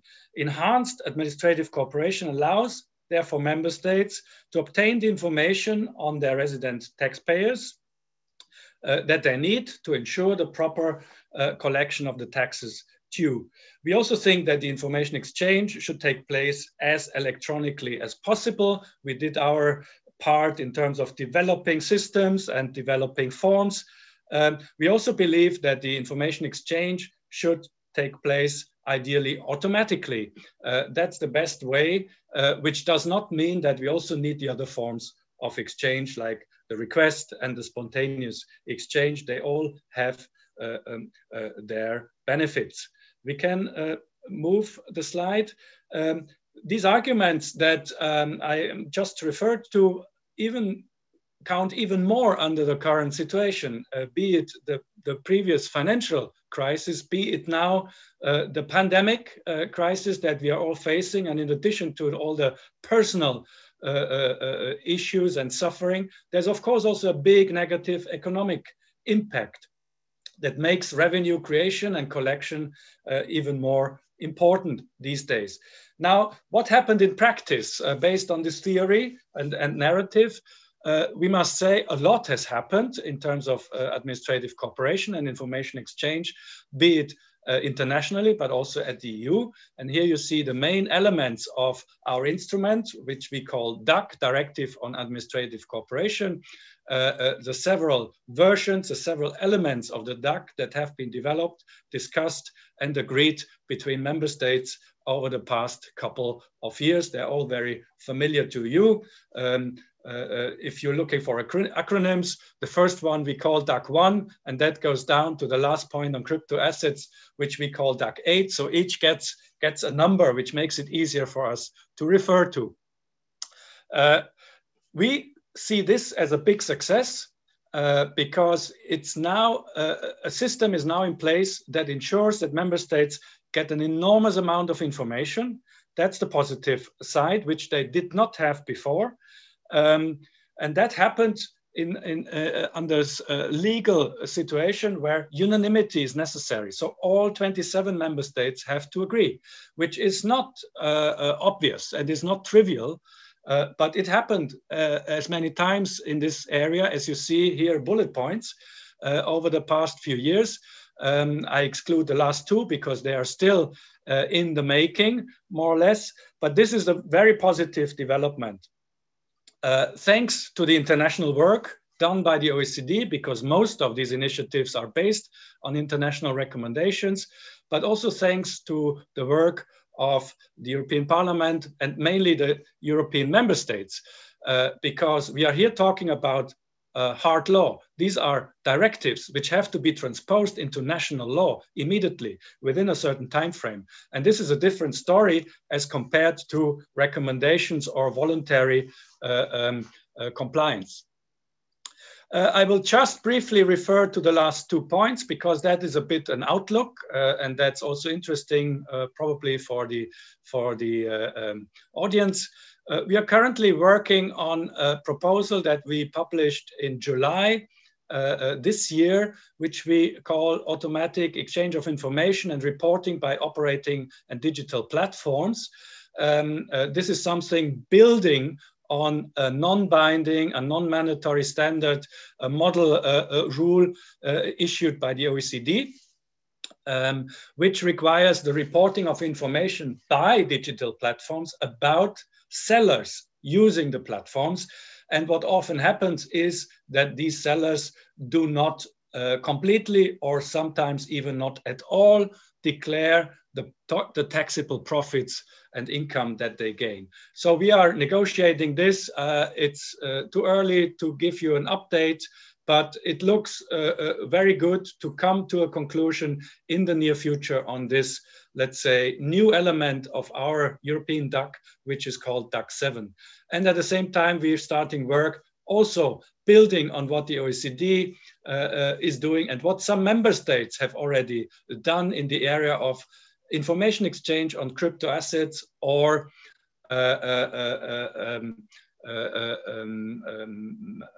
familiar issues in that area, which is building on a financial regulatory framework where we first have to define what is a crypto asset? Is it a real asset, or is it just a way of payment? Is it a kind of currency? Because these definitions are really crucial for the tax consequences. And that is a question that member states have to answer for themselves, because here in the reporting, we are not talking about taxation, we are only talking about information exchange. Now, we are also evaluating and monitoring these on an annual basis. And let me reassure you, what has been said before is also our view. This is very good, but it can be improved in several respects. And I'm coming back to that at the end. Next slide, please. Now, actually, I should not talk too much about information exchange, because there is another important aspect to administrative cooperation, which is cooperation other than exchange of information. And in that respect, we believe these are elements that are equally important. It's not enough and not sufficient to exchange information, to get hold of certain pieces of information as a tax administration. It's equally important to work closely together in other fields. And in that list of bullet points, you see already familiar concepts of administrative cooperation. The presence of staff in administrative offices abroad is something that is being practiced, not too frequently, but it is practiced. It has its limits as well, its challenges, because there we are getting to legal limitations. What can people do abroad? What can tax officials basically do abroad? There are strict limitations, but not only that, there are also cultural issues involved. What is quite common sense in one member state or country may be less of a common sense in other jurisdictions. And there we see what makes a lot of sense in theory can quickly reach limits in practice. But we think it works, we think it's important, and it can be expanded and improved.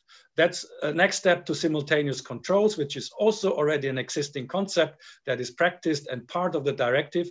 But we want more. As a European Commission, we think more needs to be done, and we should move to the so-called joint audits more and more, which is a concept that is being practiced by a number of member states on bilateral basis, trilaterally even in some cases. And we think this is a tool that provides even more benefits if it is designed in a way that is compatible with the legal frameworks, and that also is supported by the necessary practical arrangements that are needed in order to make this concept work. Ideally, the result of such a joint audit in the ultimate, let's say, degree of maturity would be that the two tax jurisdictions agree on the facts and circumstances and possibly even agree on the tax consequences. I think this is a nice, let's say, vision. We are not there yet. We are negotiating it, and we know that for some member states, there are legal and practical limits to go as far as I just described. But we are very optimistic that in cooperation with the member states, we can do the necessary steps very soon. Other forms of cooperation, Thaddeus is a forum of tax administrations, heads of tax administrations, which we regularly consult in order to find out what their daily problems are. At the same time, we are also working on something we call cooperative compliance, well known from the OECD in the form of ICAP for multinationals. It's very similar to that, but we also have a work stream in that context that is designed, will be designed for SMEs. We are currently heading towards a pilot project in this context. Let me move to the next slide, which deals with limits and limitations. And Xavier has mentioned already a number of them. Can we please move to the next slide? Thank you.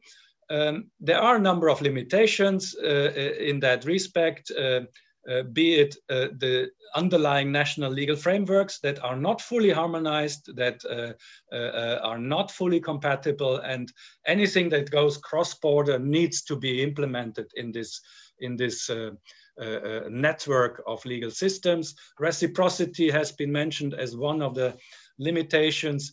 Explicitly part of the directive is also the commercial, industrial, and professional secrecy, very prominent in our exchange of rulings regarding the commercial secrecy, very prominent, as Maria Jose mentioned, also in DAC 6 on the intermediaries professional secrecy, where we had to find a solution to still make it possible to let the information flow in case there is a professional secrecy limitation.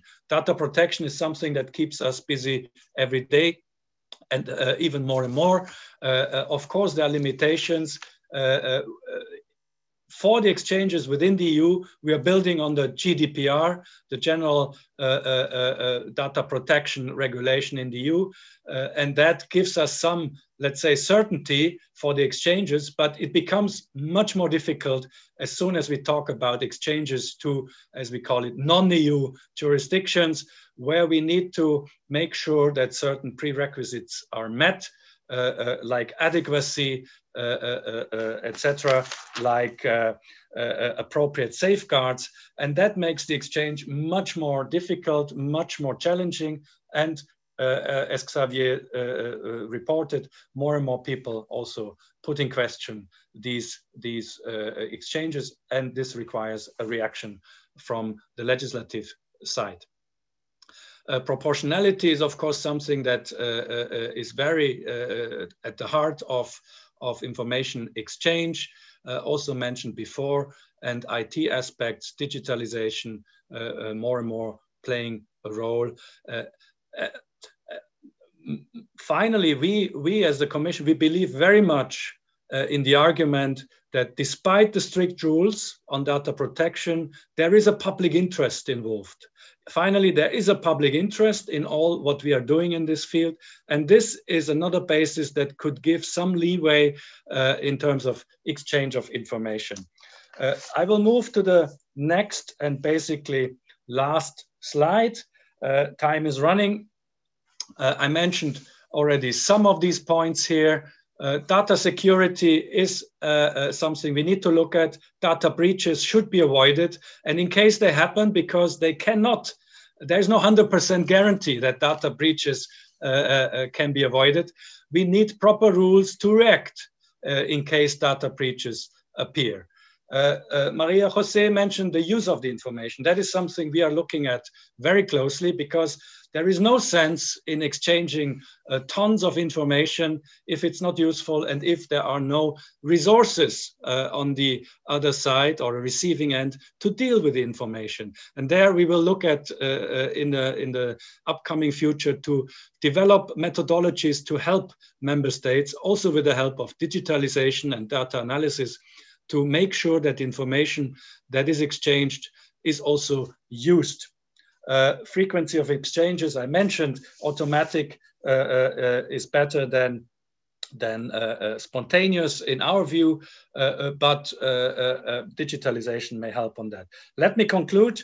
Exchange of information and administrative cooperation are a success story in our view, but more needs to be done to make sure that it's even more used, also to prevent disputes. There are ongoing developments. We are monitoring it, but we are also developing it further. I indicated new projects and the use of information. So DAC 8, DAC 9, and DAC 10 are somewhere in the pipeline, and we are working hard to make it available as soon as possible. Thanks a lot. I give the floor back to the chair. Many thanks to you, Reinhard, for providing us with a profound insight into a distinctively European perspective. This has been very, very interesting. I would now like to turn to our last speaker of this panel, Ms. Diana Falcao, to bring the attention of the audience to some main findings and takeaways from the general and branch reports on IFA subject number 2 of the year 2020. Tatjana, you have the floor. Thanks, Christoph. And I do understand we're approaching lunchtime in the Eastern Coast in the Americas and probably dinner in Europe, so I'll try to be brief. It's my great pleasure to report on some of the more interesting findings of the general report this year. I will start my presentation with a general overview of the reports and then talk a little bit about some of the current issues within exchange of information, such as the use of stolen data, whistleblower protection, virtual currency, and stablecoin taxation. So first slide, please. The aim of the report was to provide an overview of the instruments for exchange of information in tax matters that have been put in place during the last decade and that we are discussing here today, identifying the gaps in the network and assessing their effectiveness in achieving the intended results. So next slide, please. It was written based on the information obtained from 40 branch reports, and you have them there, and the 1 European Union report. We didn't have an OECD report this year. Next slide, please. So the general report was subdivided into 5 sections. Section 1 deals with the instruments of international application with potential worldwide coverage. Section 2 delves into instruments and processes of regional application. Section 3 touches on select issues regarding the handling of tax information subject to exchange of information. Section 4 assesses the impacts of virtual currencies in the existing exchange of information networks. And finally, Section 5 concludes the general reports. It was also accompanied by an addendum that covers in detail the European Union Exchange of Information Network, as well as other cross-border initiatives on exchange of information. So the editorial decision was made to cover the extensive network of directives on exchange of information, since most of the country reports were in fact from the EU member states, and therefore relied on the directives issued by the EU Commission. To balance that, the addendum also covered existing regional cross-border initiatives on exchange of information whenever they were reported. It shows that although the standards of exchange of information are set internationally at intergovernmental level, there is an intricate network of regional groups pushing for the implementation of those standards within smaller groups of like-minded countries. So the next slide, please. At this point, I should signal that the original intent of the report was to gather input from the reporting jurisdictions to find out how the networks of exchange of information worked in practice, what were the difficulties found by countries in exchanging information, and whether the balance of information to and from countries was even. Unfortunately, this proved to be a rather difficult task, as data quantifying the use of exchange of information is scarce or unavailable, with rare exceptions. Most country reports signaled the lack of public data, denoting the frequency and the effectiveness of exchange of information based on the quality of the information received. Next slide, please. So from a practical perspective, what many of the reports did note was the unbalanced nature of exchange of information flows, with certain countries receiving exponentially more information than they sent out.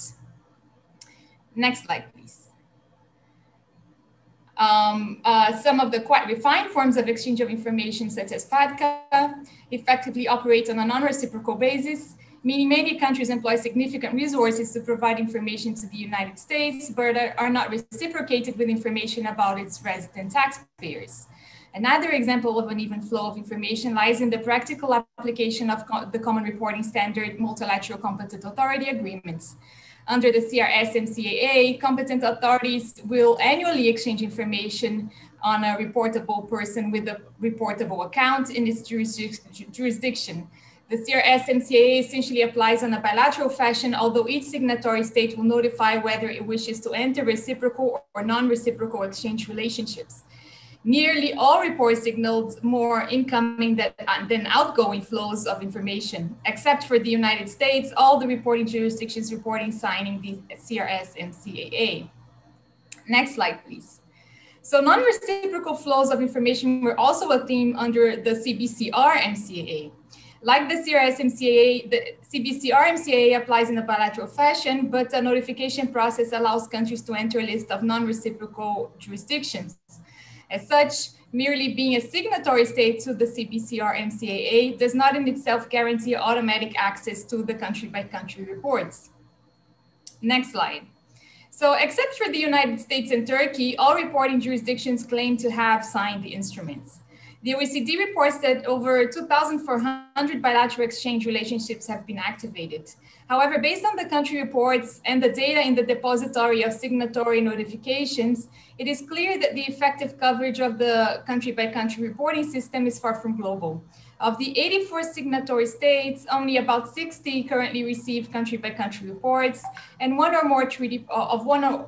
or more treaty partners. Of these states, only about 3 countries, Mauritius, Seychelles, and South Africa, are located in Africa, and only 3 countries, Argentina, Brazil, and Uruguay, were located in South America. So without undermining the significant role that the exchange of information has had in bringing transparency to global currency flows, it seems nevertheless important to note that for countries where resources are scarce, certain types of commitments, and here I make an explicit reference to FATCA, can be a heavy one to make and may imply the waiving of other international commitments due to the lack of resources. Next slide, please. So I hope to have captured your attention and instigate you to read the reports to find further details about the main doctrine employed by the reporting institutions when negotiating exchange of information instruments. Because at this point, I will adopt some literary license and jump to the latter parts of the report in order to discuss some of the more current issues concerning exchange of information, such as the use of stolen data, whistleblower protection, and the exchange of information principle as applied to virtual currencies. Next slide, please. Starting with the use of stolen data,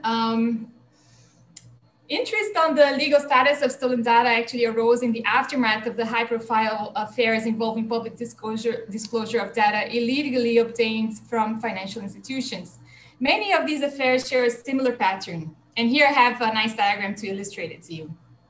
So the data is illegally obtained from an ex-employee of a financial institution in a first country, which I refer to as the data source country, and transferred by that person to a second country, which I'm calling here the data acquiring country, either directly via the media or via a regulated whistleblower scheme, or through a purchase by the states and thus in exchange of money. Subsequently, the data acquiring country spontaneously exchanges the relevant data to a third country, and that I'm calling the data receiving country, often on the latter's informal request. In many instances, the data obtaining country and the data receiving country will use formal requests for information to confirm the authenticity of the data and to complete it.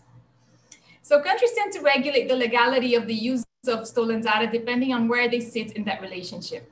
In countries sourcing the data, such as Switzerland, which is notoriously known for the SwissLeaks case, and Liechtenstein, which was struck by the LGT Bank affair, tax authorities are allowed to refuse information requests based on stolen data. Excuse me. Countries acquiring the data, such as the UK, Australia, Austria, and Belgium, tend to accept or tolerate the use of such data in tax proceedings, even if obtained illegally.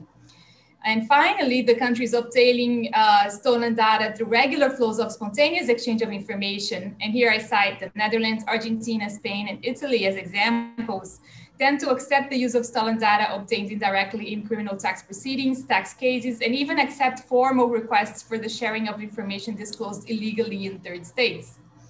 With the growth in flows of exchange of information and the digital keeping of data, this is a topic that will become ever more present in the case proceedings across the world and requires further attention from the policymaker. While countries will find it hard to dismiss data that surfaces undeclared income relating to residents of their states, a doctrine admitting the use of stolen data in tax cases may provide an incentive for the proliferation of information acquired through illegal means and might set a difficult precedent, of course. Next slide, please. So related to the use of stolen data is that of whistleblower protection, or the protection of those individuals giving rise to illegally obtained data. The adoption of a legal framework for whistleblowers in tax matters is a topic that has only recently come to the legislators' attention following a number of high-profile cases that were publicly disclosed, such as LuxLeaks, SwissLeaks, and the Panama Papers. The topic raises difficult questions regarding the type and scope of information the law wishes to retrieve from the whistleblower, like whether there is public interest in stimulating the disclosure of factual elements, possible reprimandable acts such as tax avoidance and aggressive tax planning, or only criminally punishable behavior such as tax fraud. Given the diverse legal culture of the reporting states, it is not surprising that the country survey does not reveal a common approach to dealing with such a controversial topic. Many states simply have not adopted any relevant rules. So although some countries such as Austria, Canada, and New Zealand confer a certain degree of protection through the general anti-corruption laws, others such as United Kingdom, Uruguay, and Chile are quite neutral about it, providing through the tax code or general legislation that no duty of confidentiality or other restriction on disclosure, however imposed, can prevent voluntary disclosure by any person to the tax authorities. On the opposite end of the spectrum lies countries such as Switzerland, where whistleblowing is generally considered to be plain industrial espionage, which is a criminal offense.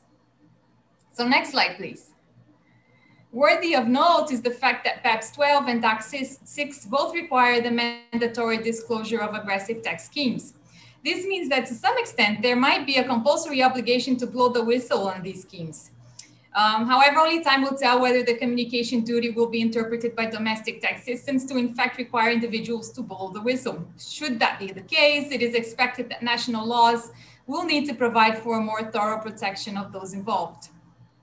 As the legislation currently stands, the lack of formal protection for whistleblowers in most countries might actually deter individuals from reporting on their employers' wrongdoings. So this is again a policy decision that governments will have to deal with going forward. Next slide, please. So the last topic covered by the reports is the impact of virtual currencies, and in particular cryptocurrencies, on the traditional forms of exchange of information. There is very little regulation on the market with no single uniform treatment of the taxation of virtual currencies, creating an opportunity for tax arbitrage. From a conceptual perspective, although some international organizations such as the OECD, the Financial Action Task Force, and the European Central Bank have sought to provide a legal definition for what a virtual currency stands for, there is no uniform consensual legal definition employed, particularly at domestic level. The country tax classification of cryptocurrencies and crypto assets in general could not be more diverse. Most countries are of the opinion that cryptocurrencies are not considered to be a type of currency, although two notable exceptions were reported in Germany and Italy. Countries tend to place cryptocurrencies into one of the following categories: financial assets, derivatives, securities, commodities, digital or virtual assets. Alternatively, some countries classify them as ordinary assets subject to the same treatment conferred to other assets within the company context. The question surrounding every one of these classifications is whether they would be subject to reporting under FATCA and CRS, of course. Countries are unanimous in reporting that in order for cryptocurrencies to be included within the exchange of information frameworks, they ought to be classified as a financial asset or product. However, only a minority of countries do so, and even the United States report that there is no regulation demanding crypto-based transactions to be reported under FATCA. Among the countries that consider cryptocurrencies to be financial assets are Argentina, Brazil, and South Africa. In essence, countries classifying cryptocurrencies as financial assets should, at least in theory, subject these to automatic exchange of financial account information under FATCA and the CRS. As a result, in theory, these countries should have additional regulation requiring service providers to report information on crypto assets held by their customers to the tax administration. It is unclear whether this supplementary obligation exists in these countries, as it was not mentioned in the country reports. So next slide, please. Almost as interesting as the cryptocurrency definitions that I have mentioned here is the lack thereof.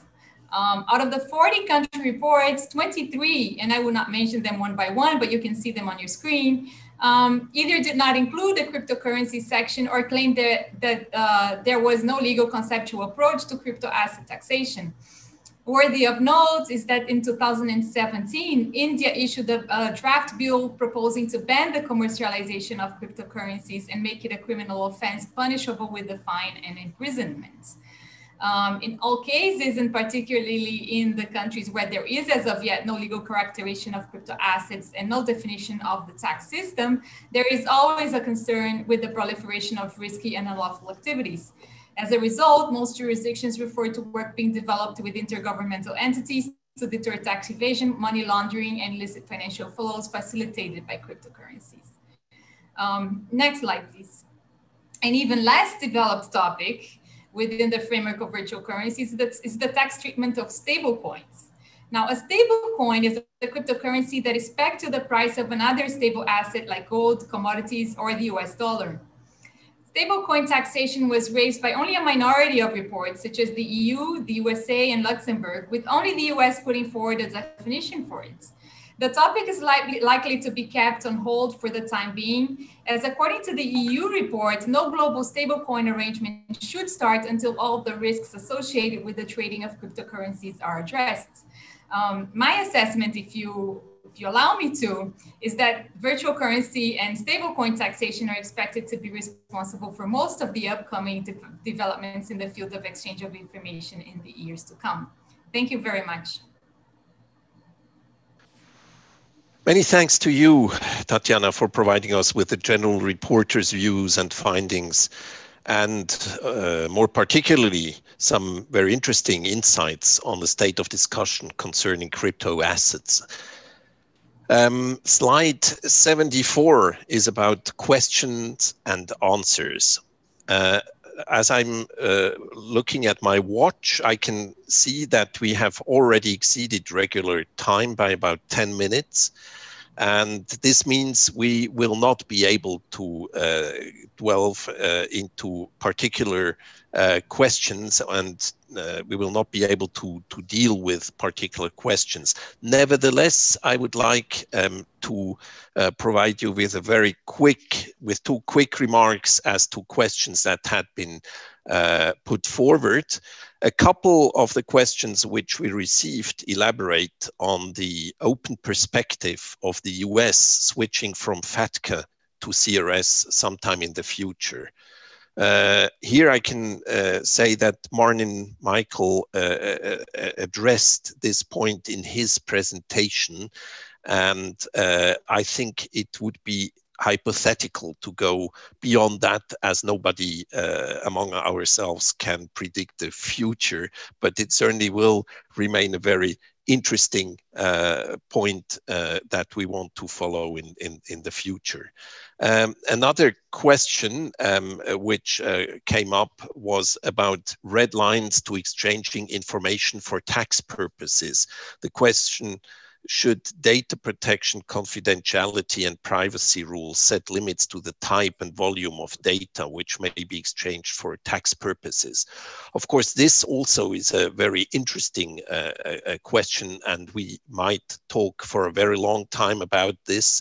But again, I think, among others, Maria Jose Garde and also Reinhard Biebel already talked about this topic and gave us a lot of hints of what they think is appropriate in this context. So this leads me actually to the conclusion, and I see that we are now reaching the end of today's virtual session. Today's debates have clearly shown that much work is still lying ahead for government, standard setters, and private sector institutions within the vast field of international cooperation and information exchange. Existing rules will have to be monitored, revised, and amended in order to close gaps and to remove disconnects. Protection against the risk of possible abuse of data will need to be strengthened, and new categories of assets which emerge from the advancement of digital technologies will have to be included in the regulatory framework, in particular as concerns crypto assets and similar assets brought forward by distributed ledger technology. I believe we experienced in form and content a very varied, instructive, and entertaining panel, which I hope has allowed us to touch at the essence of current developments and discussions in the field. My sincere thanks go especially to all panel members, to the general reporters, to the secretary, and to the IFA General Secretariat for all their dedicated and hard work, and equally to all attendees for having devoted their precious time to today's session. You have been a great virtual audience. I wish you all good health and all the best in your pursuits. This session is herewith closed. Thank you.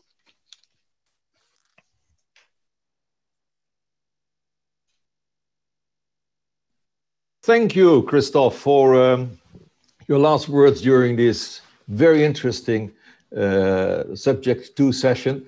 And I would like to thank the participants, in particular the panel and its chair, for their interesting exchange of views on exchange of information. So we have exchanged a lot today, but it is an intriguing subject, sensitive as well, and no doubt it will keep us busy for the next decade that we will expect.